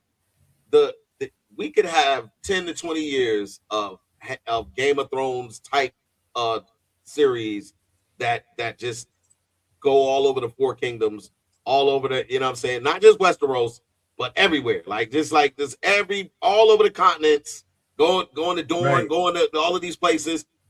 Going back into the north, into those regions where you do have these things that exist, these giants that exist, these faceless assassins that have lived amongst all of these different nations all over the course of history, but they never, like, they always were key ingredients, but you didn't know that until after. Then later on, you find out, oh shit, that was a faceless. That was one of them. You know that? Yeah. They were. If we find out later that they were the narrators of history, like they were the ones that caused the cause and effects to happen. They were the ones who put this people in power and made sure that these people were able to keep power, and this people were able. If we find that out later, like they do a show where they really go into, because man, I'm not gonna lie to you. When I watch Game of Thrones and what's old girl? I can't think of the one who did the knife thing at the end where she killed the Ice King. Where she dropped what's her name? Arya Stark. Arya. Yo, yeah. if we could see a series where they just deal with those faceless people and they go back, you know what I'm saying? And we could, oh my God. Because she owed them. That would be the Assassin's Creed. Right? She got unfinished business with her. Oh my God. It was like, yo, you was supposed to be one of us. They gave her a mission and she ran out on it. Yeah. I mean, like, we got it. Like, I felt like that was where they dropped the ball, because there was so much meat on the bone for Arya after that whole thing. Or you just knew Arya was going to have a side quest where she just, well, I'm saying, like, I mean, this is where I falter and defer to anybody who's read the literature, because I feel like they've tried to, possibly to a fault, stick with the literature. This is why they don't go. That's why we get Night of the Seven Kingdoms, because that's a part of the book. That's why we get, House of Dragon, because it's part of the book. They don't just make shows. All of these, correct me if I'm wrong, have been based on the George R.R. Martin. Well, literature. not everything. Not how Game of Thrones ended, right? Game of Thrones isn't based on literature, because the seventh season. Yeah, because he didn't 7th and 8th season. So all that stuff. I mean, in terms of projects, in terms of like things they put out. Yeah, they don't put out things that are written by somebody other than George R.R. Martin, typically coming from one of his novels or one of his. It's usually based on his stuff. It's rooted. But you got to understand. No, but that's what I'm saying. That's what I'm saying. He wrote this stuff. He wrote this stuff. So that's how we know. You got to understand. He's got a lot of books. It's not just like he's got like 8, 9. He's got like 20, 30. He's deep. And not only when he doesn't have a full book, he has like little short books. He has like little compendiums. So this is how all of these things got fleshed out. This is why we know there's an ice dragon, because he sat there and he wrote about it. And he does this sometimes. Like, he'll be in the middle of writing Game of Thrones, and then he'll be like, you know what? right around season 4, I think I'm gonna write House of the Dragon. I feel like writing about the Tardik. I'm gonna just stop everything and write a whole other series, and then I'm gonna come back to this. He does that shit. He's been doing that shit for 30 years. This is George R.R. Martin, and I'm not even mad at it. And Vince, like to what you were saying, yes, these stories are rooted in his writings, but that does not stop a creative mind or a creative writer to kind of expound on what he started writing. Yeah. You know what I'm saying? Like, so that's why you get season 7 and 8 of Games of Thrones. Not that they were the best, but that, you know, that doesn't stop you from finding someone who can kind of tax on to these storylines and be like, oh, I got an interesting concept, you know, to go along with what was already written. You know, let's play this out and see how this plays out. Like the popularity that Arya received during season 5, and I think it was season 5 and 6, if I'm not mistaken, when she actually was going through the training and all of that, and then you finally see her come back and she's better with a sword. Like it was always set up that way, because remember from the very beginning, the very first episode of Game of Thrones, what do you see?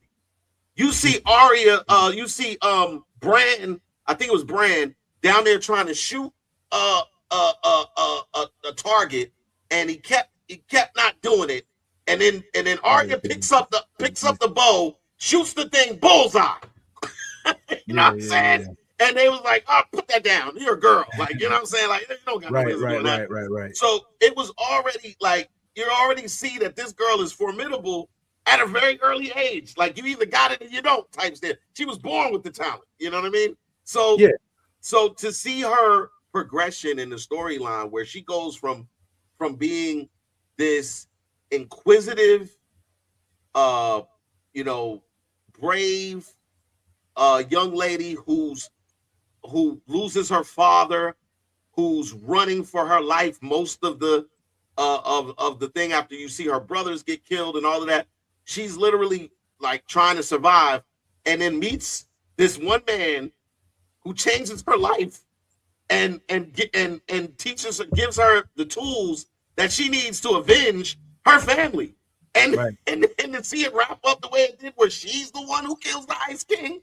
Like, the whole time, nobody saw that coming, bro. Like, we was all prepared for Jon Snow and Ice King to have their final, you know what I'm saying, their final battle, and Jon Snow probably to come out on top, die, whatever the case may be, and save the game.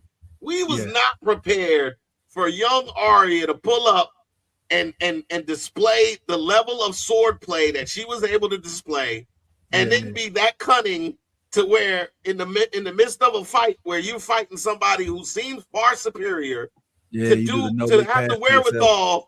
To have the wherewithal. When the knife drop happened and she stabbed the dude. The mic drop knife stand. It was the mic drop. The mic drop stand was crazy, and the mic drop. Yes, it was. Yeah. I think we all stopped breathing in that moment. And it was quiet on country, because we was all sitting at the TV at the same time. We've already established this. This show had us in a chokehold, right? We was there at 9:00 on the dot. It did. And then, like you said, the mic drop. Like that was some real Dykeman. That was some real Harlem shit. Like she. Yes, she skipped to my Ludum real quick. Like, she did the professor. She did some N1 shit for real. Like, no look pass behind the back, John with the knife and shit. Yo, this was crazy, man. I don't think we're gonna see that, Ty. I'm with you though. It would be nice to see. My point was, as of now, all we've seen are iterations of what he's already done. So I would hope, like when we was talking with Carl, and I told him, hey, there's a dude out there who's doing your cartoons. You know what I'm saying? How you feel about it? He was like, it's all love. He's like, we work together. I mean, I don't think that's gonna happen to this, but I do think that it'll be interesting to see some of the continuation. And I think that Arya would be the one that everybody would agree on. But don't forget, there was supposed to be, and maybe you can tell us something about this. There was supposed to be at one point in time, correct me if I'm wrong, like some sort of spinoff for no, not Sea Snake. Well, maybe that as well. I think there was that, but a spinoff for Sea Snake, but yeah, it was supposed to be like the thing of 10,000 ships or something like that. There's a lot of spinoffs they made that they been cooking. And that's my point, Vince. That's kind of the point that I was making is that all of these creative thought processes come from the popularity of a series. The popularity of Game of Thrones gets you a House of Dragons. The popularity of House of Dragons gets you a Knight of the Seven Kingdoms. The popularity of a Knight of Seven Kingdoms may get you something else. But the idea is that a creative comes in with a concept. The concept is heard by the studio. They determine whether or not it's a good enough concept to go with, or if it's just something conceptual that we'll put back on the shelf and come back to at a later date. I think that the fact that you hear Damon mention there's a world where men have wings and they fly. Bro, like do you not understand what that does to a creative? Yeah, you're planning. You just like if George R. R. Martin wasn't thinking of it, because think about that from your point of view, where you said George R. R. Martin was in the midst of Game of Thrones and just stopped and was like, you know what, I'm gonna do something. Like these dragons, people like these dragons on the show so much. I'm gonna do a show and spotlight that. This is what creatives look for. They look for those seeds that are dropping, and then conceptually they come up with a concept. And right now, the concepts that we've heard over the course of the thing that haven't manifested was the Sea Snake getting his spinoff with the 10,000 ships or whatever that was going to be, which was going to be like a backstory of how he rose to prominence and rose to and all that kind of stuff. That's still I still think that is a I was talking about the Jon Snow. I heard there was going to be a Jon Snow project. Listen, he don't want to do that. He don't want to do that. Every time they ask him about it, he says the same thing. He was Jon Snow for 10 years. 10 years of his life, he met his wife. He's not in the same stage of life that he was back then. Listen, if the story is good, then he'll come back. Get it? You don't want to do that.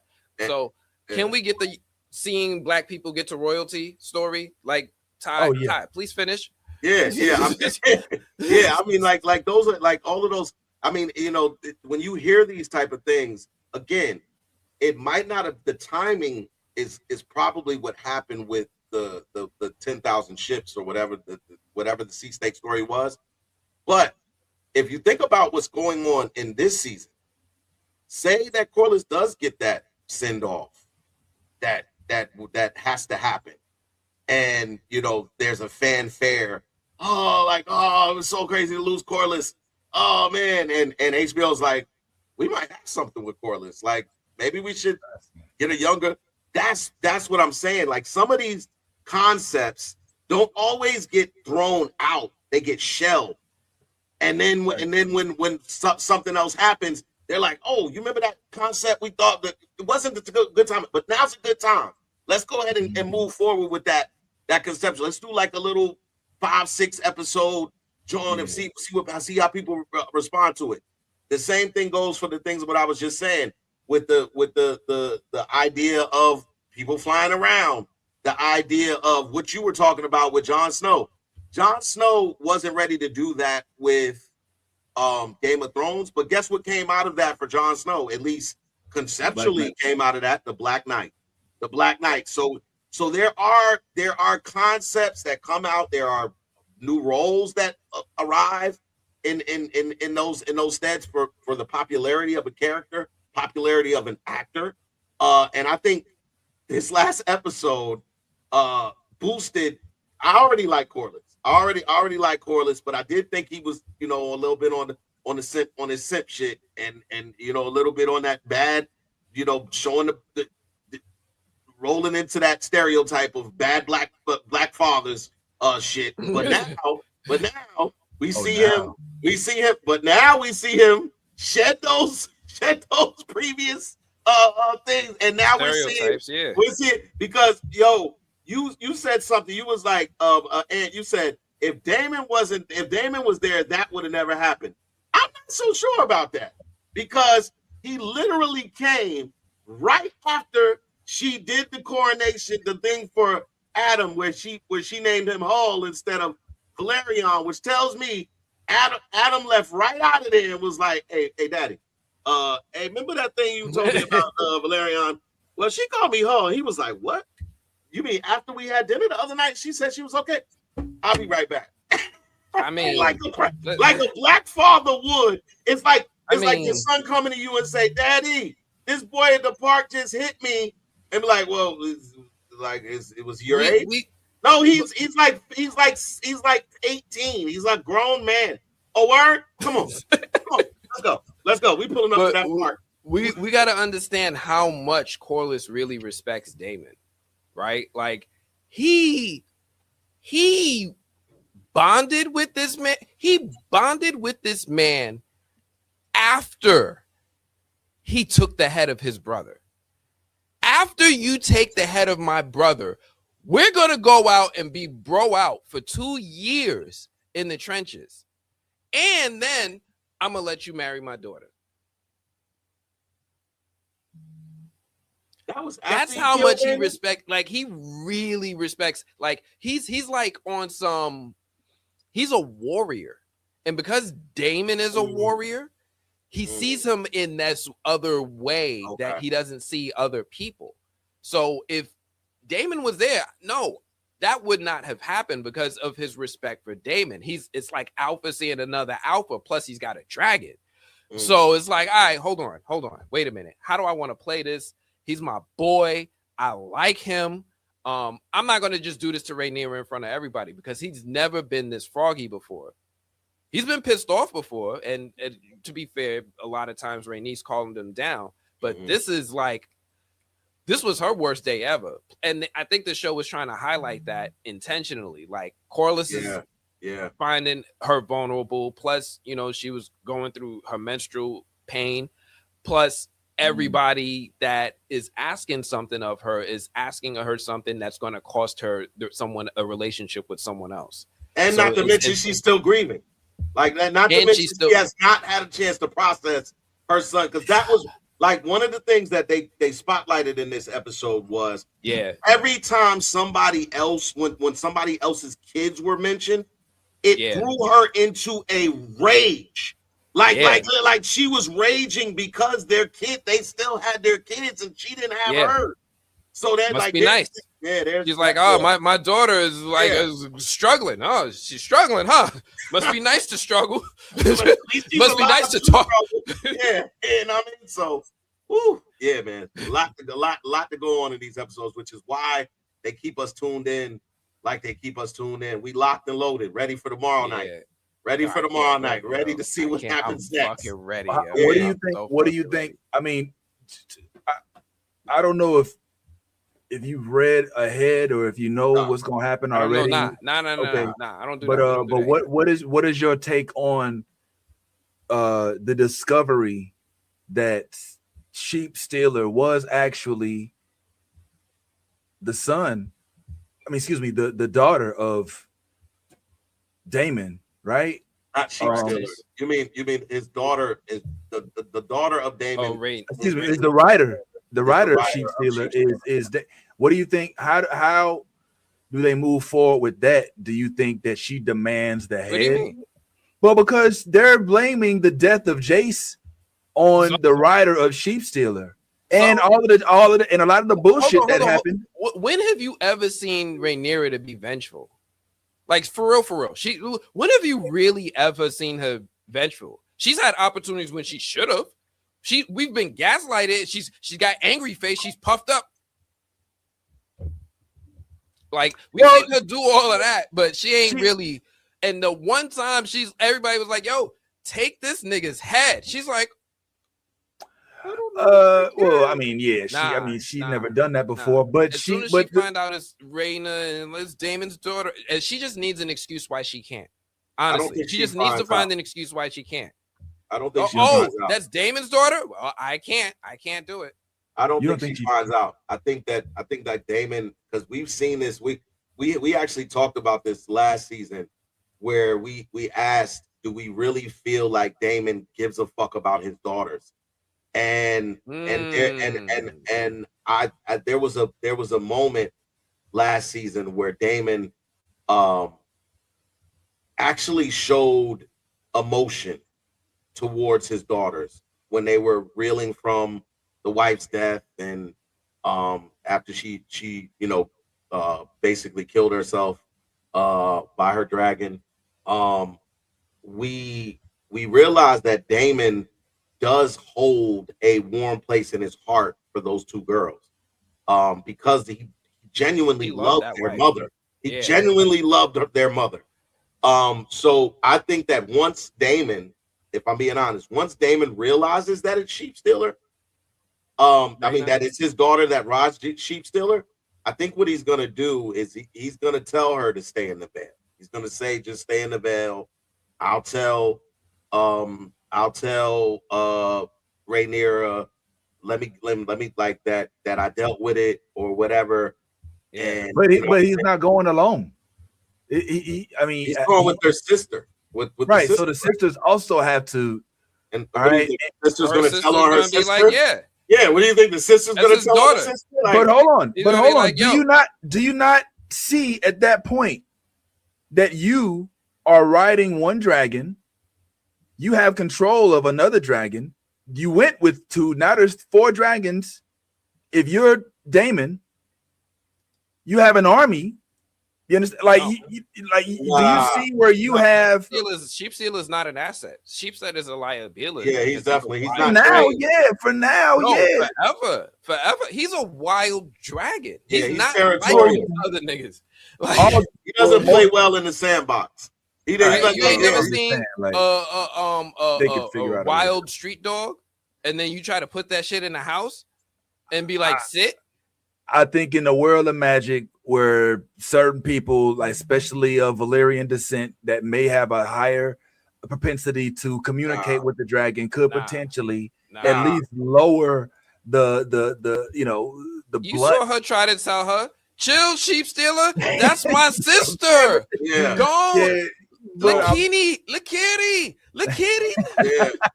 Yeah, sir. But look, more importantly to that point, Vince, there's something that they're doing with is her name Raina? Is it Raina? Raina. There's something that they're doing specifically with Raina, where they have now made Raina more of an outlier.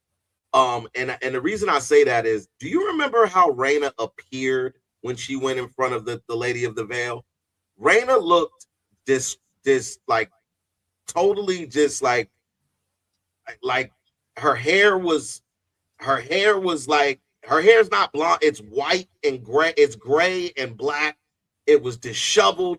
She's out here living off the land, hasn't taken baths in weeks.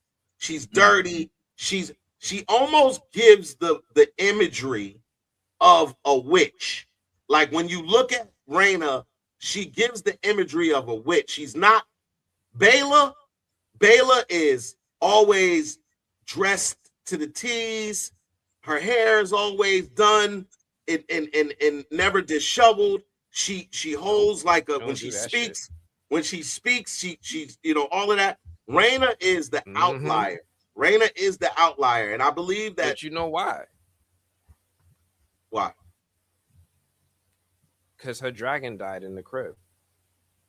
So every Targaryen, she's a Targaryen. She her as well gets a dragon egg in their crib when they're babies. Mm-hmm. So everybody's dragon hatched except hers. So then it was like, all right, cool. I think she was, I forget if it was her or Bela, but I believe she might have been the one that was supposed to inherit Vhagar as like some sort of consolation. And then Aemon took her dragon. And then took her dragon. And then she got big mad, like, now I got no dragon. Mm-hmm. Okay, that makes sense. That makes sense. I forgot about that. Yeah, so she feels like she's not like her siblings because she never got to have any of that dragon nobility associated with her growing up. So this is all childhood trauma manifesting itself now with Sheep Stealer. And if I'm not correct, I would say that in terms of all the dragons that exist right now, Sheep Stealer might be the third largest. Because Vhagar is the largest. Then I believe the one that the Hammer has is the second largest.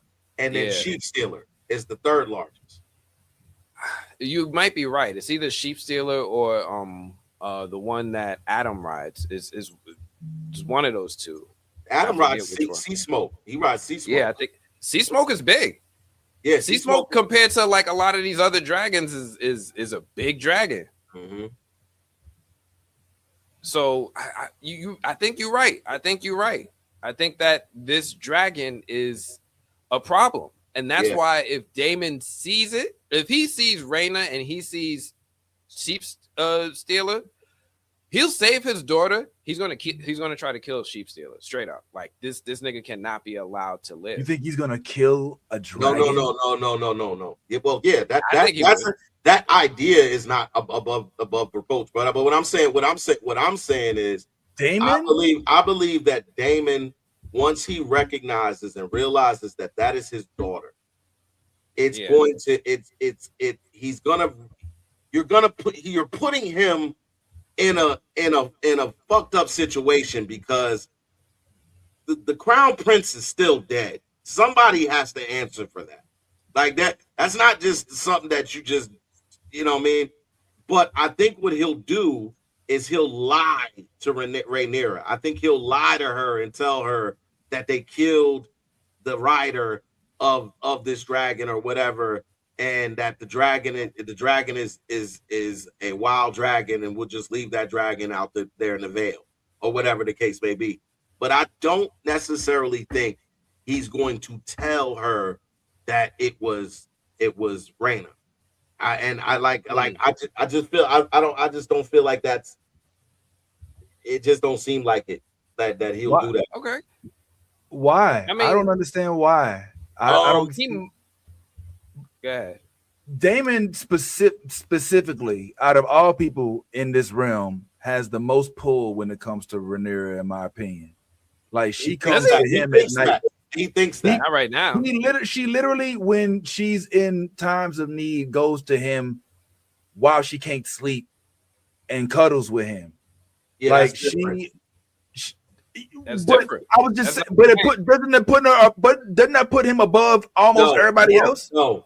That girl, her master of whispers. That girl. That's the master. And Daemon tried to say something about her, and Rhaenyra put him in check. She's like, "Look, I don't need your fucking permission. Who the fuck my master of whispers is, nigga? Yeah, Leave. Get your ass over to I earned my spots at this table. I was not born with nobility." All right, yeah, because remember when they left and went to King's Landing, she left her at Dragonstone.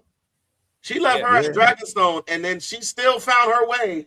And look, Daemon smiled because she was getting left behind at Dragonstone, but then she winds up pulling up in King's Landing and talking at the council. He's like, "What are you even talking for?" And she's like, "Whoa." She's like, "Whoa, I heed." Where you been? Like she knows what she's talking about. She's a good judge of character. And he looked at her like, and looked at the girl like, and the girl was like, "Yeah, nigga, I told you I do her better than you do." That whole little thing is hilarious to me. I love that little love triangle. What they call it, polycube thing they got going on right there. Yeah. What did David tell her? What are you doing? What are you doing this to get back at me? What are you doing this because you're mad at me? Like, it's like she's like, "Nah, I did it because I like her and she liked me." And you know what I mean? Like, they're like, "Come on now, make it all about you. You just mad." You're just mad. He's like, look, whatever. I'll never be to a woman. Yeah, it's like, all right. Yeah. All right. You don't know what she do. She do the tricks for me. She do the tricks for you. He remember. He remember them tricks. Yeah, he was there. Yeah, he started this. He was the originator. He's OG Poppy. You know what I'm saying? That's Blonde Zaddy for I think her. this lady's gonna betray them. Yeah, I mean it's highly likely, right? Yeah, I mean, but it's highly likely. What do you mean for what? I mean, what can because she they're really? Rich? Yeah, but for what specifically will she portray them for? Was what I was asking. I'll tell you specifically why she would betray them. She is a representative of the people. The girl of the whispers, she represents the people, which is why she was able to convince Rhaenyra that you need to show the people that you're not going to be the person that they just had enthroned. That you need to show them the difference between you and Aegon. The people have been eating rats and eating all of this and the thing. We need to make sure that they are the ones that are loyal to you. You want the people on your side, which is why she went and took all of that stuff from the noble houses and gave to the people at the end of the episode, where you see her feeding all of the people. This is very important, because if she has to listen to Daemon and she goes against what the people, and she sees that she's starting to go, that's where the betrayal will come from. Remember, she is a strategist. She is looking to win the game, whether that means being on this side or that side. A strategist is there to win. So that's why you see the guy, the crippled dude who's got Aegon, Larys Strong. He's out here trying to play for the winning team. He thinks that he's playing both sides. But he's like, look, right now I'm trying to play my cards and stay alive and do what I'm supposed to be doing. Like this, like you got to understand how crazy shit's about to get. The fact that the guy who has 15,000 troops is also a Green. He's also a relative of Alicent in terms of his last name. This dude is he's a Hightower. He's smart. The first thing he did was take all of his troops and embed them in a town with villagers and all of that, so that your dragons become useless. Because in order to kill us, you would have to kill your own people. And that was strategically, that was brilliant. That was a brilliant strategy. And what did they also do? Take control of a dragon. They took control of a dragon. Now they have a dragon. Now they're embedded in the community. Now now you don't know who you're trying to kill. Because we're blending in. It's a lot. It's super close to King's Landing. So if you see where it is on the map, it's like King's Landing is in the Bronx. They just took over like Central Park. And she has this big forest that people aren't allowed to go in. That's called the Kingswood. And that's all of Queens. So these niggas is in Central Park plotting on the Bronx. And she just opened up Queens for regular people to go in and hunt. If you remember, that happened earlier in the episode too.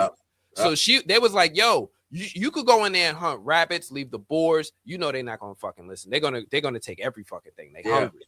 And now you have this entire army that's blending in with the villagers that now has access to the Kingswood, which is immediately the back door of King's Landing.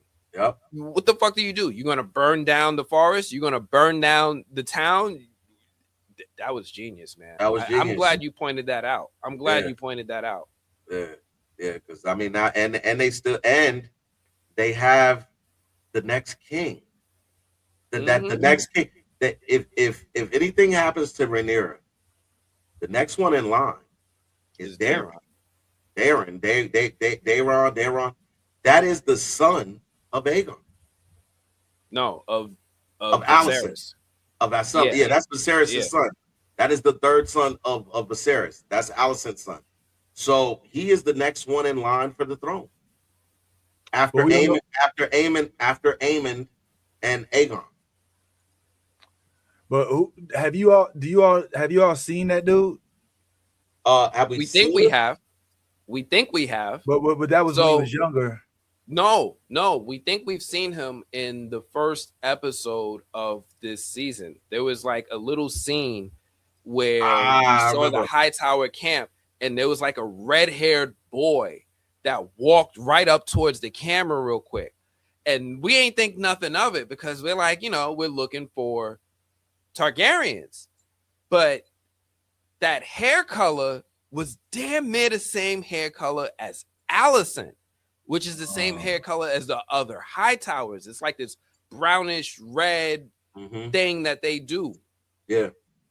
So people are sitting here wondering, was that Daeron hiding in plain sight? Because nobody knows what he looks like.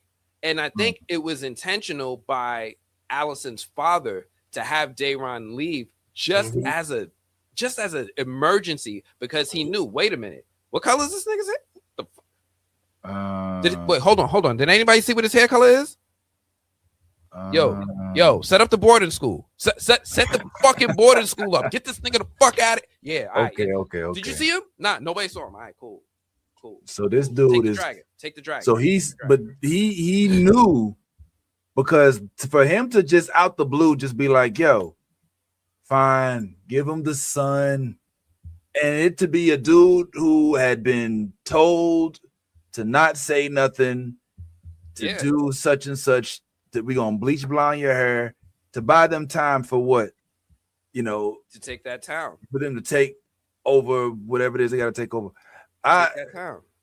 Daemon let them walk through their town. As soon as Daemon handed him, he was like, all right, now march your ass through our town, because he said take the old road, which goes right through Westeros, take your whole army and leave. We're gonna let you rock. Nobody's gonna escort you. We're not gonna send a dragon with you. You fine. We trust you on the system. All right. Well, there's something I have a question about something else. What's that? It's some I probably should have. I wanted to ask y'all about this a while ago. And I know you did kind of already tell us what it was. But on that first episode that I think, was it the first? It may have been the second episode. We saw those creatures, right? And you said that they were the children of the forest. Is that right? Well, over at Harrenhal. Oh, so maybe I forget if they're the children of the forest or these other type of forest creatures. I think they're the same. But there's an island next to Harrenhal. So like next to Harrenhal, there's a giant lake, and in the giant lake there's an island, and this island is cursed. And I'm gonna be quiet because I feel like I'm gonna start getting into something that I shouldn't say. Oh, but let's just say there's a reason that they're teasing the appearance of this. This shows White Walkers. I'm gonna leave it at that. Pay attention to these fucking kids. Okay. We only see them once a season. We're like, oh, that was weird. All right. On with the show. Just like we did with the White Walkers in Game of Thrones. Like, that was weird. It was a fucking zombie. In the first, in the first series. Yeah, you're right. Yeah, because in the Game of Thrones, remember, it was like one of the first things that popped on the screen was the White Walkers. And then you don't see him again. Yeah, and then you don't see him again for like until the end. Next season. Yeah. So all right. I guess I'll take that. But I'm sure you watched the previews for next week. I mean this week's episodes. I don't do that. Oh, you don't even see. Okay. Well, I go into this like they don't need to. I'm there. You don't need to convince me. That sounds familiar. Yeah. But sometimes it's just a matter of not pushing the button in time. High time, like sometimes. Yeah, like, all right, whatever, man. Yeah, but I don't know, because I don't never push the button, because right afterwards you also get inside the directors. Yeah, they do the inside thing, and I always like that. Yeah, I always like it. Well, yeah, I watch both of them, so I always like to see what they get, what they're wrapping up or what they're talking about in that episode, something I might miss or whatever. But this week's episode, well, I mean, since Ant ain't seen it, I won't say nothing. No, what do you mean? That's the preview. Oh no, I didn't. Okay, yeah. Thank you. I appreciate it. Damn. Yeah, I don't even remember. I think I fast forward to it too, but I don't know. I mean, you can talk about it. I really don't care. I'm going to watch it. I mean, it's coming on in a couple hours anyway. I mean, I just don't go out of my way to see it. It's not that it's something where I'm like trying to protect it. It's just when I watch it on HBO Max and it ends, they don't automatically show me a preview for the next one, so I don't seek it out either. No, I'm with you. Same. I don't be watching them. Oh, yeah. So yeah, if you want to talk about it, you can talk about it. I mean, it's really. I mean, it's just about what's to kind of expect. This episode, and I mean, when you were talking about the witch, in Harrenhal, it's important to understand, I guess, her motivations in terms of why do you keep Aemon alive? Why do you keep Vhagar hidden? Why do you? Because this is the largest dragon in the world right now. So how do you hide? I mean, like you got a facility that will hold a dragon that big, already prepared. Like, you know what I'm saying? But the fact that they show in the preview that what was the guy, the knight that had the affair with Alicent, that's all in love with Alicent. Oh yeah, Sir Kristen. Yeah, So he fell in love with everybody. All right, he did, right. He was in love with Rhaenyra at one point too. So like it like in this episode, you see that he leads his troops to Harrenhal to find Aemon, and she's got Aemon on the mend, and she's hiding Vhagar, and I'm just like, okay, your dragon didn't kill this lady that he doesn't know, kind of thing, but whatever. And just you kind of just see how strategic the young Hightower dude really is, and like his plans on how to take down these Targaryens that have 6 dragons. You know what I'm saying? Like that is I think that's when you think about it, there's a level of there's strategists, and then there's another level. And then like I feel like you gotta be at that in order to defeat dragons, especially multiple dragons, knowing the way that knowing the way that they operate. He's Tywin. He's this show's Tywin Lannister. Yeah, he's that expert. Like, I know exactly how to fucking manipulate, lie to you. I know your frailties. I know what your blind spots are, and I'm gonna just make you think what I need you to think, even if it embarrasses me. As long as I win, I will bend the knee. You can have my sword. You will look like you have this dragon. We're all scared. All right, guys. And then look what happened. No, I'm with you on this, Ty. Yeah, 100%. Yeah, I would. That's a very fair comparison, because I remember in Game of Thrones. You remember that time in Game of Thrones where, what was her name? Khaleesi pulled up on the two, the father and the son. The father and the son knight. They were in the midst of a battle. Yeah. She told them to bend the knee, and they wouldn't. These niggas was like, nah. And she burnt them niggas to a crisp right there. Right there. Yo, but that she knew.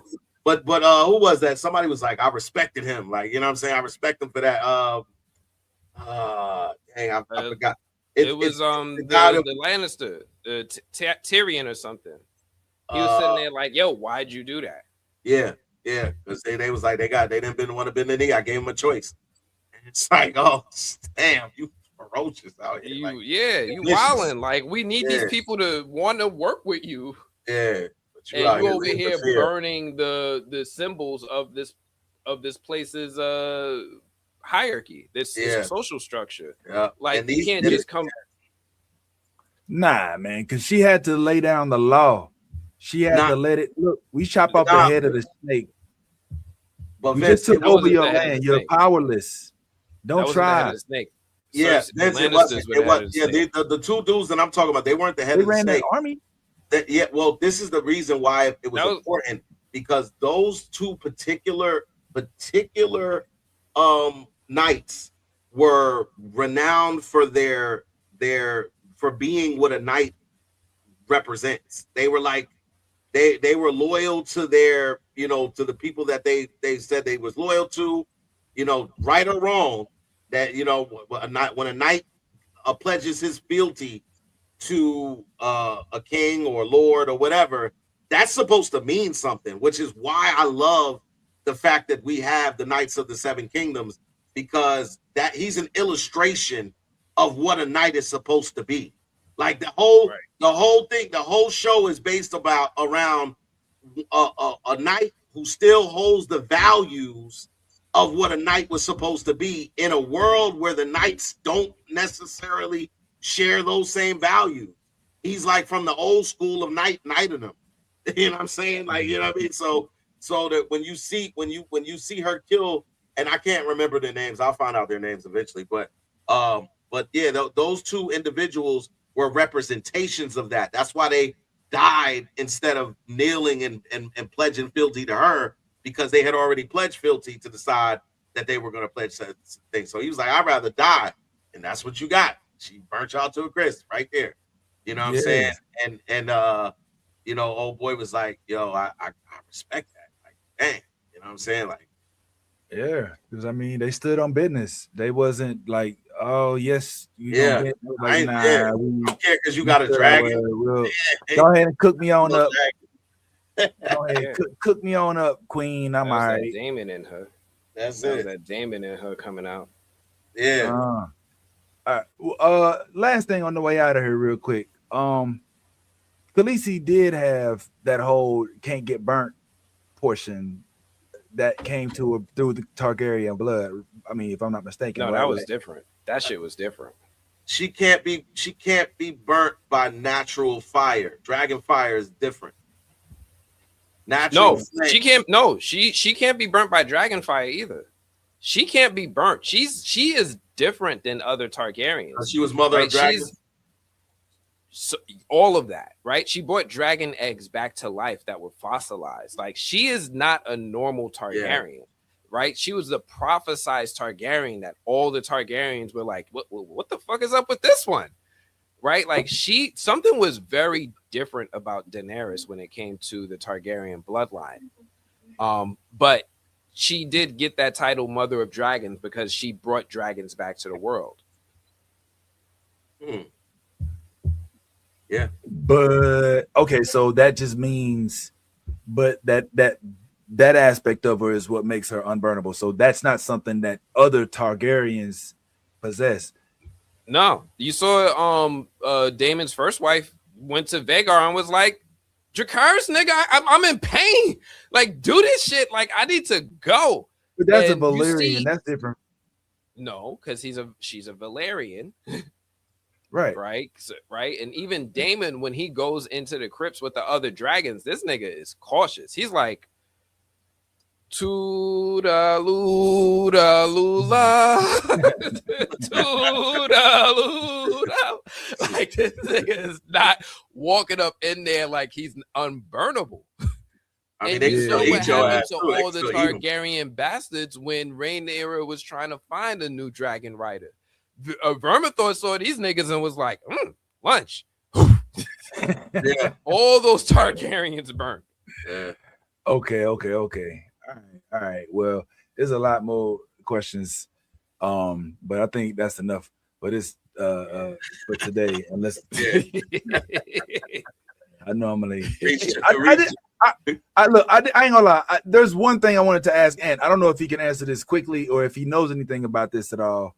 But this was something I think, I don't know which one of us dropped it, but any do you have any thoughts on this? So I've been aware of it, but I don't know where to land, because for me, the issue is that it puts me in that uncomfortable space where we've been orchestrated to beef with one another. And I don't like that, right? Like we have right. a film with an all-black cast, a sci-fi film with an all-black A-list cast at that. You know, as Blurs, this is something we've been begging for, right? Right. We've been begging for an A-list cast to do something like this. But then it gets tainted because there is legitimate concern about the casting of the, you know, non-African cast. And I get it. It's a legitimate thing. However, when you think about what's happening right now, in a lot of areas, when a creator has an issue with their adaptation of something, it doesn't get this much attention. You don't know about it, right? You don't know that to this day, George R.R. Martin does not like House of the Dragon, right? You don't see him at the premieres for that. You don't see him promoting that no more, right? But with this show, we know about it. So that's why I'm like, I don't like the whole thing where it feels like we're being, I don't want to say orchestrated. That's a little, you're giving them too much credit. But we're being put in this position where we're beefing amongst each other over something that we can move past. Yeah, we really can. I feel like because go ahead.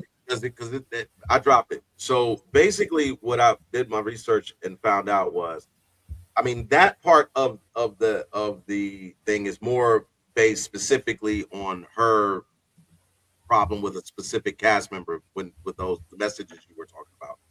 But in terms of the post that she's put on her own page, it was basically to allow that she wasn't supporting the film, and it's because what she wrote in the book and what she submitted to the I guess the production company, as with production companies who take on literary movies, literary books and whatnot, they've done some fundamental changes that she did not necessarily agree with. And because through that process, things continue to change, things happen, she's now completely taken her support away from the movie because she feels as though it's not a correct adaptation of what she wrote in her book. So, so that, like, her beef is specifically more with the production company, but the messages that were kind of like really focused on in that post right there were her disdain with the specific actress involved with the movie. Okay. But the real thing is that she's not supporting the movie because she's not happy with the changes that were made to the adaptation, that I mean to the stuff that she submitted, the writing that she submitted to the production company. But from what I understand, and I found this out in the research, is that this happens all the time. This is not isolated to just her move. Like whenever there's a literary a book, and then they try to convert it to an adaptation, a live action adaptation, there's always changes that happen within the script and within the writing from the original writer. This is never you never submit something and it doesn't get edited and then edited again and edited again throughout the process. Her thing is that she just whatever they edited, whatever they took out or omitted or added, she's not cool with it. I thought the drama was over the casting. I thought the issue was that because the book is based off of African stories, and the way that she describes the characters are like they're dark skinned, and you know she has a specific look for them because she's like, this is the story of a specific experience. Mm-hmm. I thought the drama was that they're casting people of different complexions and they're casting non-Africans. Like you've got this British people, you've got these American people, you've got these fair-skinned people, and they're representing the story of these dark Africans that she wrote about. And I thought she had issues with the casting. I think the narrative is decisive and divisive. And it's more about that. I think that people have their issues with colorism, and that's always going to be a conversation when and if it's available.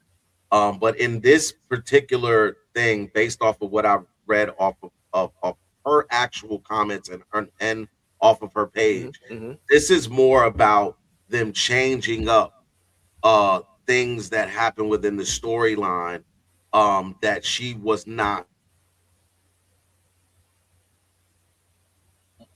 Somehow you got muted. I don't know. Yeah, I don't know what happened, Ty. You got muted. Ty, you muted somehow. Maybe the mic got unplugged or something. Also, I don't know. I'm not saying that what you're saying is not also and could also be an issue. Which is why the Amanda Steinberg text messages that they had back and forth with them was revealed. But I think specifically she was already saying that she was not supporting it because of the changes to the script that she submitted. And so maybe that is an aspect of the script that she submitted that she does have a major problem with, is the fact that they changed, specific characters into the casting, when they did the casting and did those things. She could have also had a problem with that. But I think the most egregious thing that they've done is change up her literary composition of what it is that she submitted. Okay, I'm with you. So is it a show or a movie? It's a movie. It's a movie. Yeah, that's what I thought. All right. Based on her best-selling novel. Oh. All right. Well, we ain't gonna go into that then. I think it's unfortunate when that happens. I mean, maybe we should bring her on as a guest and ask her straight up. I think that probably, like talk. I bet Ant probably already been talked to her. He did interview her. I did already. I did reach out to her, and she said she wanted to wait until we were closer to release. But we'll see if we could get it. You know how that goes. Yeah, I would love for her to come in and talk about it, man, because I think it's always a conversation in terms of when these type of movies drop, in the pigmentations of Black people and representation. I think that it's always a great conversation, but also tends to be a very divisive one as well. It's a tough one. But not one for today, because I think got the energy for it. I just wanted to see just ran out. See what was going on with the boot. You know what I'm saying? So that's all I was saying. All right. Well, look. As for me, that's all I got. That's it.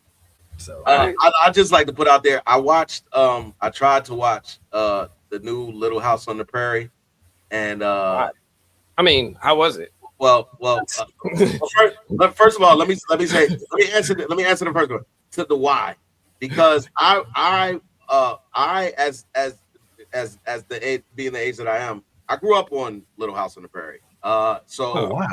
Especially when for any house that didn't have cable back in the day, Little House on the Prairie was one of the few shows that you had an opportunity to watch because it was on basic cable. But also because I don't think I'm in the few with this. I think I'm in the more of the mass with this.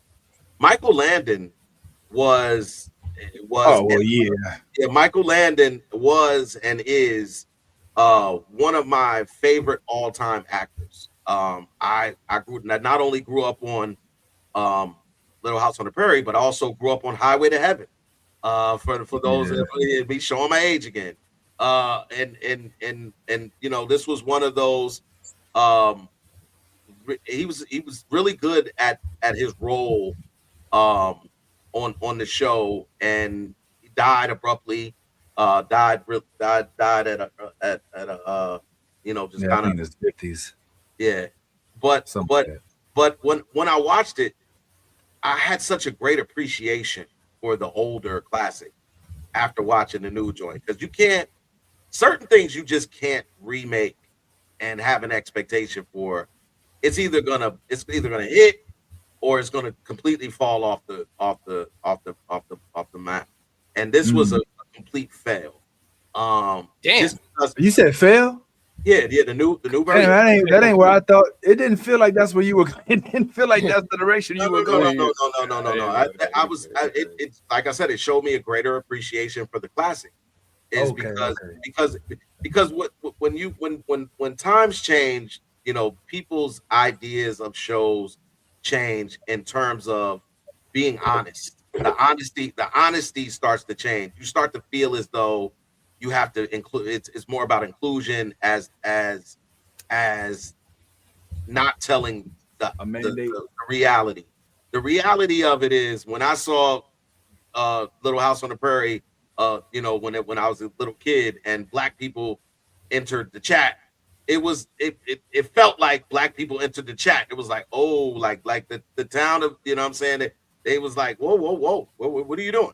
You know what I'm saying? Mhm. In this, the very first episode, they meet up with the town doctor who's black.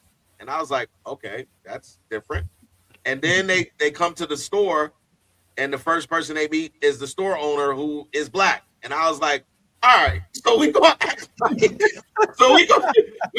like I was like, so we gonna act like black people was running this, like, like this with in a town full of white people. Come on, stop it. Like I know it feels good. I know it feels good to want to be like, I want to change this. I want to change.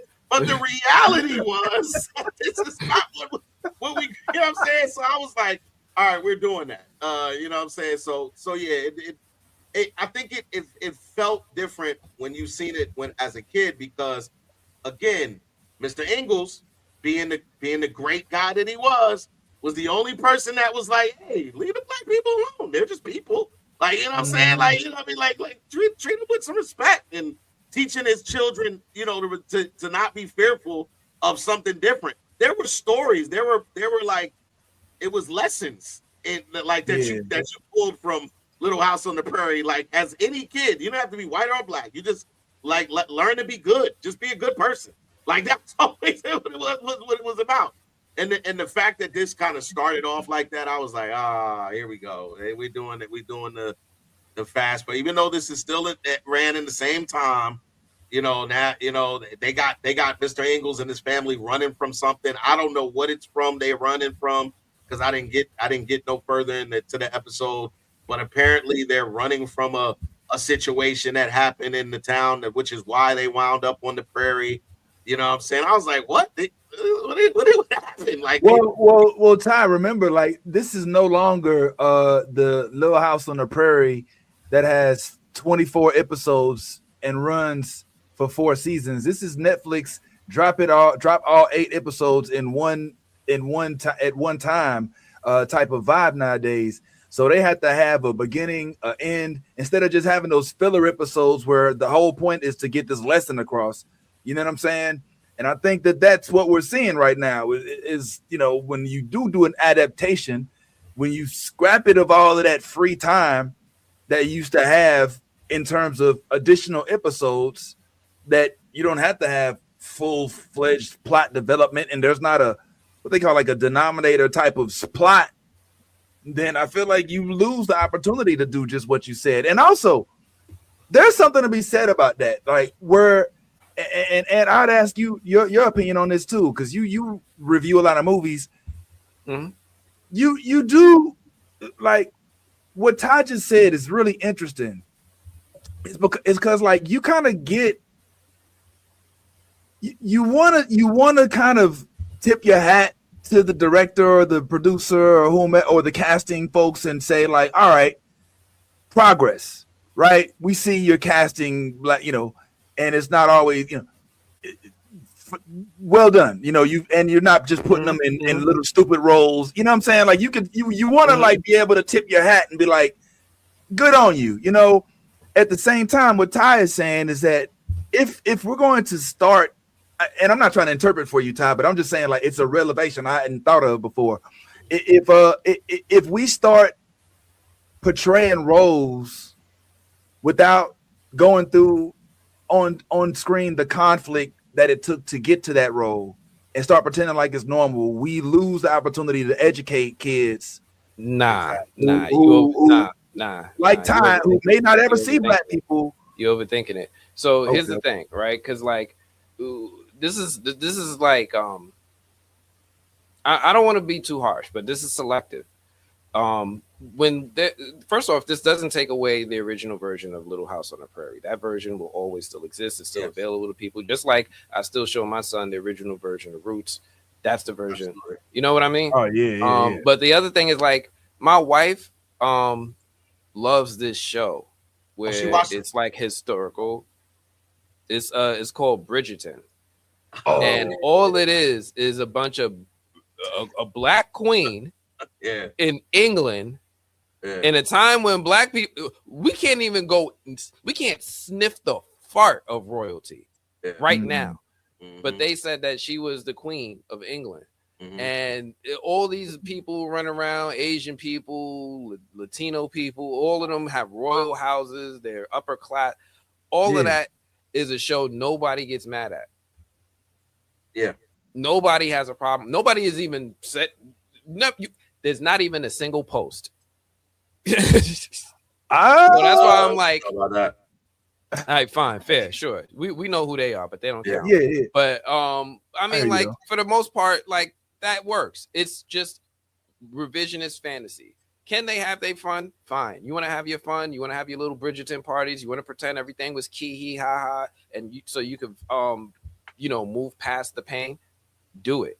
But when it comes to an actual educational setting, like what they teach in school, that's where I draw the line. And I'm like, look, we have to understand what's the difference between reality and fantasy. Yeah. Now, of course, I am guilty of it too. I sometimes look at television and film, and I'm like, man, this is where I'm gaining my exposure to cultures. That shit is made up. Yeah, that is some dude who fits a specific type that wrote a story of what he thinks how you should view that part of the world. So anyway, I'm going down a long little rant. My bad. But that's my point. No, I got you. I guess. Okay, I can follow on both sides of that, man. I see where Ty, back in the day, I remember a show called Punky Brewster. Right? Remember Punky Brewster? Yeah, I remember Punky Brewster. I learned a lot on Punky Brewster, you know what I'm saying? And and Punky Brewster had a black little friend. Remember, she had a little friend and she locked herself inside the refrigerator on one episode. And that's how I learned that you ain't supposed to put yourself inside the refrigerator because they was playing hide and seek. So I mean, maybe I learned from that episode. You remember that episode? Like, I was like, oh my god, like, they had to give us CPR. Like, you won't be able to get out? Yeah. So I mean, the shows like that, I mean, I'm not saying that this is equal at all, but I'm saying like, I guess we are pushed forward a certain, I don't know. I can say no. I hear what you're saying because that era of television. Yeah, exactly. Yeah, and not just in just the series, but in the cartoons. Like we watched G.I. Joe, where every day G.I. Joe at the end of their show would break down a value, a moral value. Hey, hey, be Joe, be Joe. Joe, go Joe. You know what I'm saying? So you would come out of these things like it would teach you life lessons of how to be better as an individual. And that's why, again, I loved the Little House on the Prairie because it showed a time where this was what was going on, and there were still good in people and values that no matter where you live, it's something that could be sustainable and something that anybody can gravitate to. And I think that a lot of the shows now are just more about entertainment. There's not really that moral fiber that is present in those things. So when am I mad that there's black people in the show? No. What I'm saying is the representation of said black people in this time, like in the middle of nowhere is just like, it's kind of like, do I believe? Is it believable? Is there a believable? Like, get me to the part where I'm like, you telling the other white people, hey, stop being mad at that man for being black. He's just a human being, and we shouldn't treat people like that. You don't even give me that opportunity because we're in this fantasy realm of, yeah. Let me ask you this, Todd. Do they address it, or is it just, does nobody ever even refer? Said nothing. Look. Matter of fact, look. So I'm gonna run it down to you what happened real quick. They're on their way to the prairie. They're going across the river. The horse and carriage that they're in, going across the river, get stuck in the middle of the river on a rock, and they almost drown. But they get out, they pull a joint over. His wife, Mr. Ingles' wife, winds up getting cutting her hand, falling and cutting her hand, as she ran off into the woods to throw up because she's pregnant. She falls. Here comes black man on a horse, pulls up. Hey, I'm a doctor. Let me take a look at it. And she lets them take a look at it. Mr. Ingles comes up. Really appreciate you, doc. Oh yeah, I'm the doctor in the town. Yeah, welcome to the town. Blah blah blah blah blah. You know what I'm saying? They fast forward a little bit. They get to the town. They pull up to the town. They go into the store. The lady that owns the store is a black woman. They go and they get all of their stuff, and they get up to the register. And she's like, "You want to start a line of credit?" She was like, "Nah." She was like, "Well, it's gonna be this amount." And then Miss Ingles is like, "All right, well, put back the bacon, the sugar, the eggs, put it back." So the whole purpose of that interaction is to show that the Ingles came to the town broke. It was poor. It was poor white folk, and so they, like everybody else in the town, operating. They, like, first of all, in the old Little House on the Prairie, black people wasn't there, no ownership. You ain't owning no store, and we ain't about okay. Well, let me ask you this: how much of this is less? First of all, I'm with you on preferring that they show the conflict that comes with being black in that era, no matter what part of the country you in. Let's not pretend like it's not. Because we in Montana, people wasn't like that. At this time period, I mean, maybe if we're talking like the late 1900s, but nah, I don't need what this is, like the 1800s. This is like when, this you know what I'm saying, like the 13 colonies and shit. This is right. This is to give you this is when all of the men were promised land ownership, and they were just going out, settling, going out different places all over the United States, and just, this is where I'm gonna lay my hat. This is my land. So now you just go get owner. You just go sign ownership tags. So this is post. We just moved the Indians out. Now moving all of the white settlers in. This is where we are. This is like it. The 1600s. Yes. So this is a time where slavery was pretty prominent, because we didn't have a world. We didn't have a war until 1800s. Yeah, these are homesteaders. Yeah, these are homesteaders. Stuff like that. So yeah. So the point is hella valid. Yeah, I can't say nothing after that. I ain't gonna lie. That takes away the whole conversation, because the time period was relevant. Because I was gonna say, is it less in this world that we live in today in 2026? People can write whatever fiction, if this is fiction, they want. And in their world now, the new normal has smart black people in it from the get. Yeah. That's our new normal. Like, we ain't even gonna make a big deal out of that. It's kind of like when we watch. I watch this show. Me and Yaz watch the shrinking, right? Nah. And there's like a gay dude on there who has a child through like a surrogate, which my boy Nick, I don't know if my boy Nick, his wife did that. I don't know if I told you that, but No, you didn't. But it's crazy. Like that's wild. Like just give your anyway. But good on her because she did what she was right. At least that's what I understand. Maybe that didn't happen. I don't know. But so now it's common. Like where there was a time like remember Three's Company and Bosom Buddies, like all that was taboo. Like for there to be like that type of. So there's a realm in which these things, you see kissing and there's so much dick randomly on screen nowadays. That wasn't always the case. You know what I'm saying? So there's a new normal being set, and as to whether or not we rejected or second understand. I do have one thing I want to say since we talk about shows that we watched. I actually loved this adaptation of Avatar. I was hoping you were going to say it. I'm not done with it. I'm on episode 2. Man, you got a journey. Oh my God! I'm trying. Listen. I'm trying, man. I understand. It's really good. It's really good. It really does.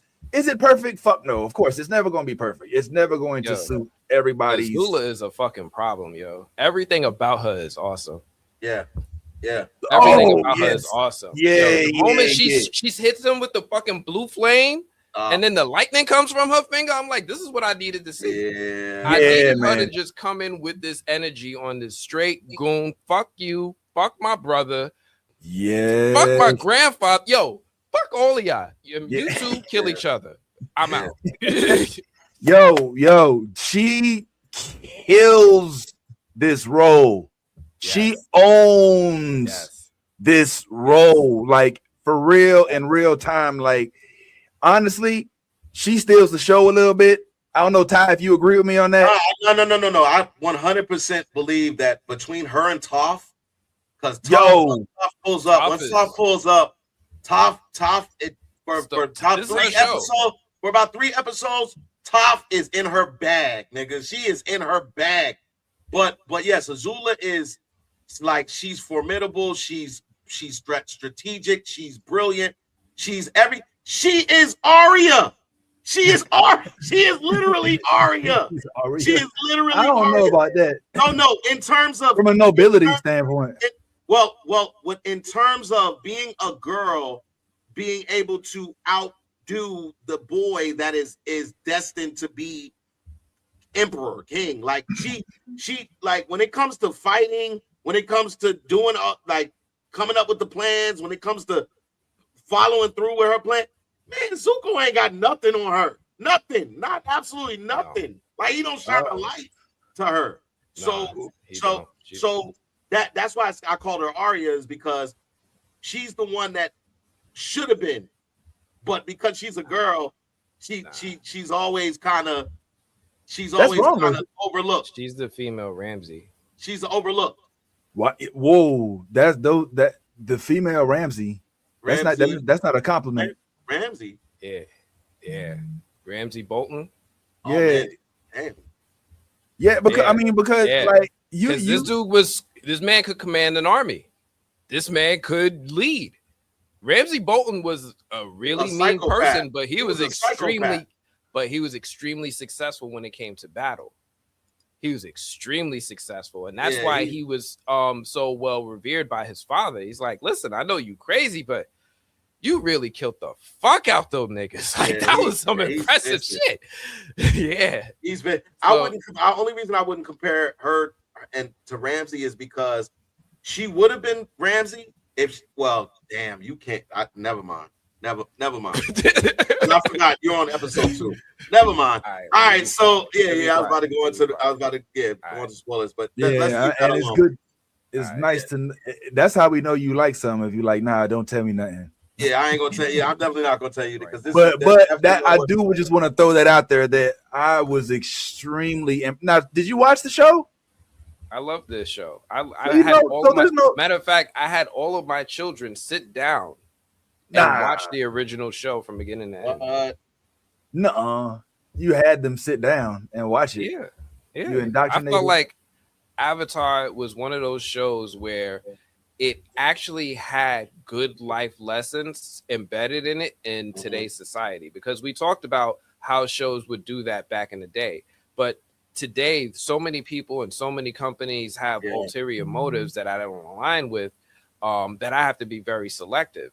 Avatar actually has so many positive life lessons about acceptance, looking at other people's differences, looking past them, seeing people's potential, believing in yourself, all these things that I want, values that I want my kids to have. I was like, look, this is a safe one. Let's sit down and let me make sure that you're attracted to shows and themes like this. Let's do this together. I'm gonna watch it with you. And it's a contemporary show. I haven't seen a show like this since like maybe Animaniacs. Animaniacs was very brilliant with how low key it was teaching children amazingly intelligent things, STEM, incredibly educational things that I still use today. Animaniacs? Yeah. With Animaniacs. Wacko, Yakko, and Dot? With Wacko, Yakko, and Dot. They sat here and they taught me how to every country on a world map and how to sing it in a song. They sat here and they taught me how to read the ingredients on a cereal in the ice cream box and look for the things that are dangerous and look for the things that are positive. They taught me there's so many things that they did in Animaniacs, low key brilliant. Like, he's not wrong. He's not wrong. He's not wrong. They would in their songs, if you listen to when they would go into those songs and stuff like that, they would talk about anything. They would talk about gasoline. They would talk about the stuff in your food. They would talk about just the like solar system, the environment, things that was going on, companies that were being they were he's not wrong. He's not wrong. Now, one thing I will kind of expound off of what he said in terms of Avatar, this is the correct way that I wish when we did all black shows that we would operate, because the way that they're operating on Avatar, everybody's not from Korea, everybody's not from Japan, everybody they literally are inclusive of anybody that is of Asian descent. So that means that like if you grew up in Hawaii or you grew up in China or you grew up in wherever, they have if you notice, this is entirely an Asian film. This is all Asian, all everything. North and South Asian. And right? North, yes. Because the Water Tribe, you notice they a little tan. Yeah, they a little tan compared to everybody. Yeah, else. a little Alaskan now up in there. Got some Alaskan. You got some. You got the people. You got Cambodia. You got them from everywhere. Like I said, you got the Tongan side of it. Like, you know what I'm saying? Like all of that with the So they, but what I'm saying is, they include all aspects of that race, and by doing so, you're inclusive of everybody, not sitting there spotlighting one specific group, and that's why I think, and nobody's talking about it. Nobody's over here like arguing about, oh, they didn't use all Koreans, or oh, they didn't use this. They got darker, lighter. No, it's not. It's none of that. Like, and that's I want to call bullshit on the argument, because there's a difference. There's a completely different tale to be told with the fact that this is not one that's based on their specific Asian heritage. In fact, for all of them, in Avatar: The Last Airbender, did they declare the air tribe, the water bending tribe, any of them, did they declare them Chinese or Japanese or Korean or any of those actual nationalities? No. So we don't know what they are. So we can kind of push in place, like you saw from the movie. What's his name? M. Night Shyamalan. He had the Native American. He had Indians, actual Indian people that looked like him as the firebending tribe. You know what I'm saying? So in the other movie, that was his interpretation of inclusion. That you just proved the point. They're inclusive. Yeah, my point is they can do that because there aren't preconceived notions as to what complexions these folks are supposed to be. When you have the complex history that Black people have, and then you have no. That's not how Avatar does it. Yeah. Avatar doesn't do it by like that. It does it by cultural things. So you'll see behavioral things. So like, look at the Kyoshi warriors, right? What country do you think they from? What country you think they represent? Japan. Take a guess. Okay. Do you have any ambiguity on what culture that represents? Now, do they outright say all of them are Japanese? Do all of them even look Japanese? No. But every once in a while, they'll have a group that represents an aspect of Asian culture that a person of Asian descent can attach to. So it's being so inclusive that it's actually a melting pot of the culture, and you're finding your different things that you can attach to here. And that's what I'm speaking to. That's what I'm speaking to. Is that I hear you. I hear you on the cultural aspect, but my point is, and I would dare to say that we may not be privy to it, but I bet you somewhere lurking in some section, somebody saying that, hey, this, they got a chick that's not Japanese, saying, but we're not going to go that deep into it. We don't, like Kugler said, we don't make movies for people that are permanently on the internet, right? Yeah. I'm not even trying to justify the what it is that you're speaking against. All I'm saying is that the reason why it's different is because of the complex history and the history. Like, remember when what's Black Widow? What's my girl name? Scarlett Johansson. Scarlett Johansson played. Something. Remember when she played in Ghost in the Shell? Hold on. I just realized something. We don't have no Asian people here.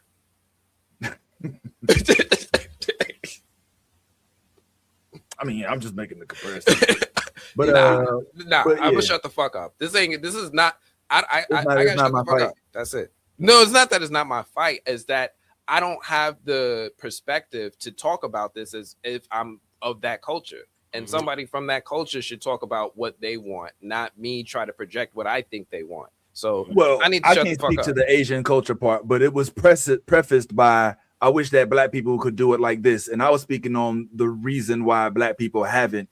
And even though I agree, it would be nice, there's a reason why folks have their guard up. And it's because of what we've seen take place in the past in terms of folks trying to rewrite history. No, listen. I'm gonna stop you because the focus when it comes to us has to do primarily with complexions. And what I'm saying is, from a cultural standpoint, what I'm saying is, from a cultural standpoint, Black people exist on all of these different spaces as Black people, whether they're African, whether they're Afro-Latina, whether they're African American, whether they're whatever. What I'm talking about is the cultural aspect. You mentioned you mentioned in terms of the air tribe, and do they specifically?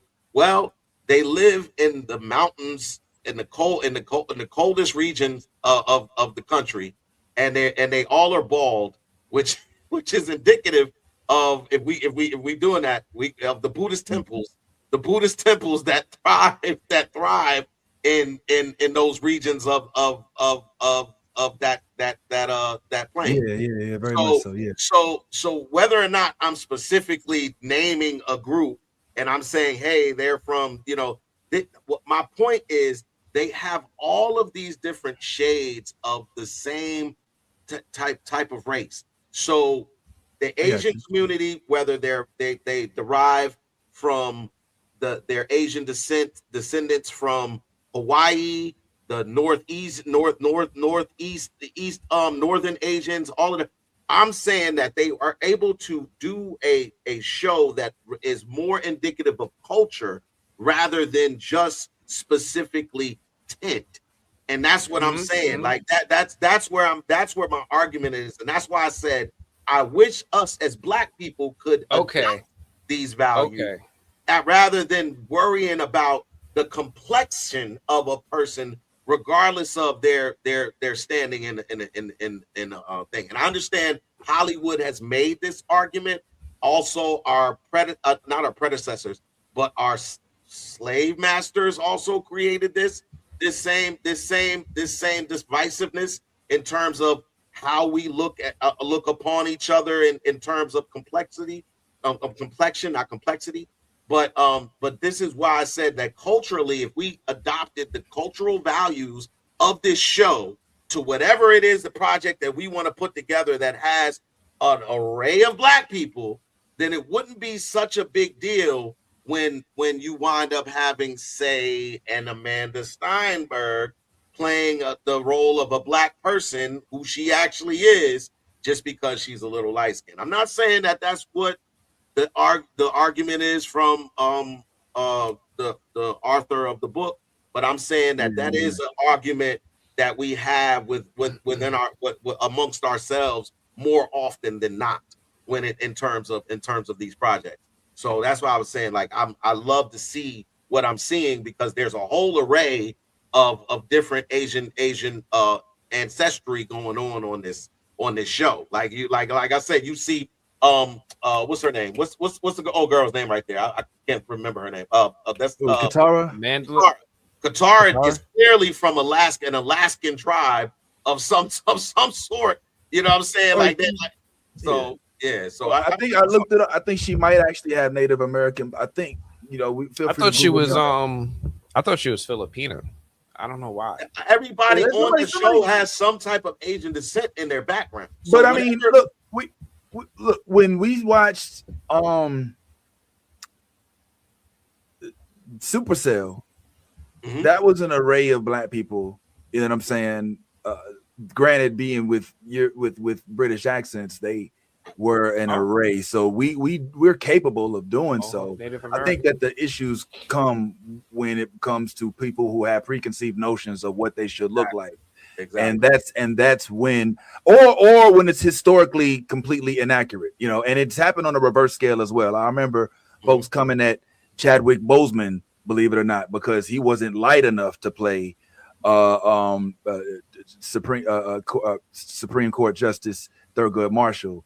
So it's an interesting topic that does, unfortunately, due to our fucked up history in the United States, is going to circumvent for years to come. But we don't have to dwell on it here. So, you know, because, you know, I know it gets a little tired. But to circle back to my original point, the show is really good. Yes. I mean, I thought it was really good. There's going to be some moments when you're like, yeah, all right, the CGI maybe you could have bumped up. Yeah, there was definitely some CGI moments. Yeah, you could have been like, yeah. But the way, like, there were a couple specific moments that I recall thinking well before, you know, whatever transpires, that I was like, yo, if they do this right here, yo, I'm gonna lose my shit, right? And sure enough, yo, I was like, oh, yo, yes, yo. And it's so crazy because I feel like if I tell you, it'll spoil it. But we all know what happens, but you just don't know what they're going to put in this season. So not even just what I don't know what they're going to put in this season, because they cut out a lot of stuff, right? Not everything from the show gets adapted. The show had the cartoon had a lot of time to breathe. That one was still doing like 20 something episodes a season. So with them doing 6-7 episodes a season, I got to see what stays, what gets cut. You know, there's so much stuff I would have loved to see them stay with. I would have loved them see them stay with the Northern Water Tribe a little bit longer. I would have loved them stay in the Earth Kingdom a little bit longer. But this show is moving fast. Everything with Zuko is moving fast. It's moving. I feel like I like the pace of it. I think it's paced well.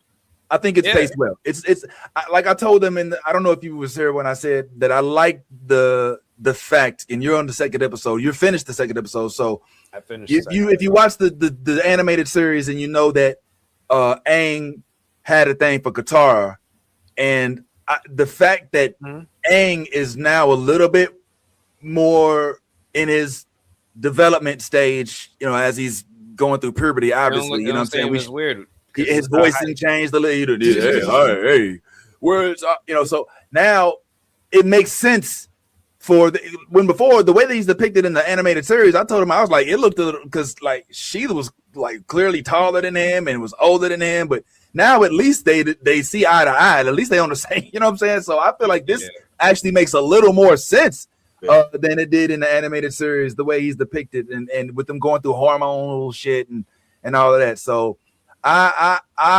this is a top.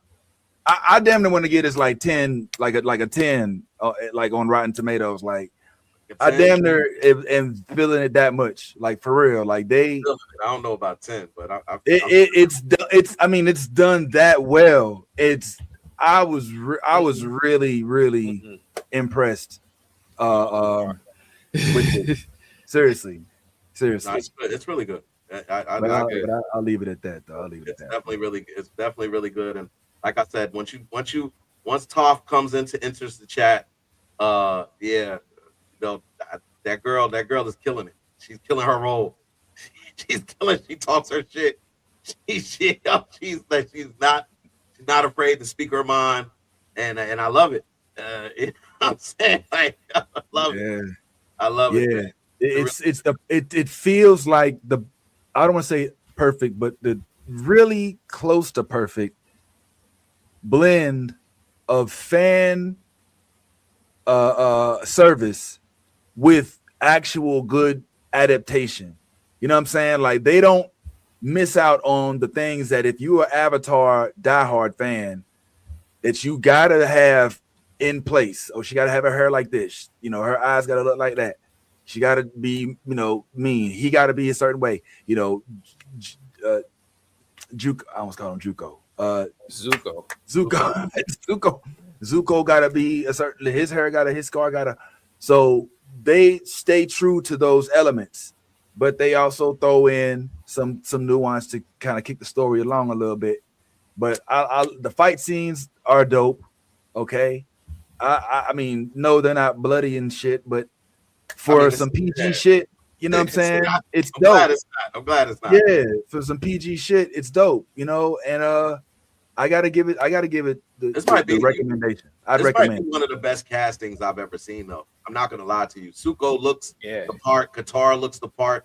Aang looks the part. Toph looks the part. Yeah. Everybody looks the part. Yo, Zuko looks the part.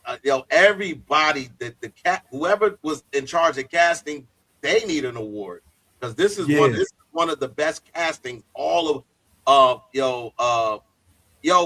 and one of the characters I love the most on the show because it's like his depth in acting is Zuko's uncle. Like General Iroh. Oh my God, Zuko's uncle, the guy who plays General Iroh. Yeah, the dude from Mandalorian. Yo, he is top tier with his acting. Every time he gets you in your feels. Like when he starts to get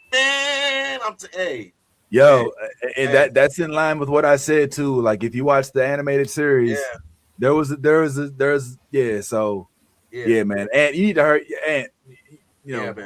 So we at some point, you know what I'm saying? Yeah, finish that shit, man. Because you should have been talking about that.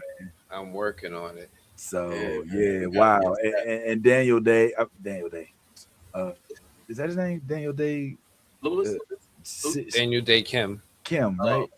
That's his name. Fire Lord. Yeah, the one that's Fire Lord. He does this thing. Oh man, From Lost, the dude from Lost.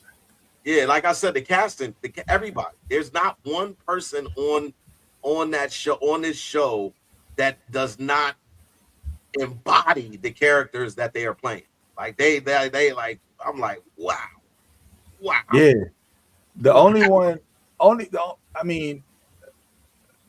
Well, I guess it don't really matter, but the dude who played Danny Putin's character, the dude who plays the inventor guy, little but it don't matter. It's all well done. I love it. Done. But man, let me go ahead and get this. Wow. Appreciate y'all, man. Spread love from into your land. We gonna see you in the future, man. As we always say, be authentic self. If you ain't yourself, you being fake and honoring that. And if you a thug, if you a thug.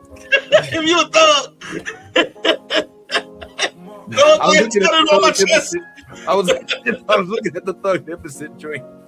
And I guess my mind. No, man. Medicine, man. If you a thug, go ahead and let that thug flag fly. I don't know. This is Thugnificent telling everybody to tune in to New Blurred Order, my nigga. The best podcast on the planet Earth, nigga.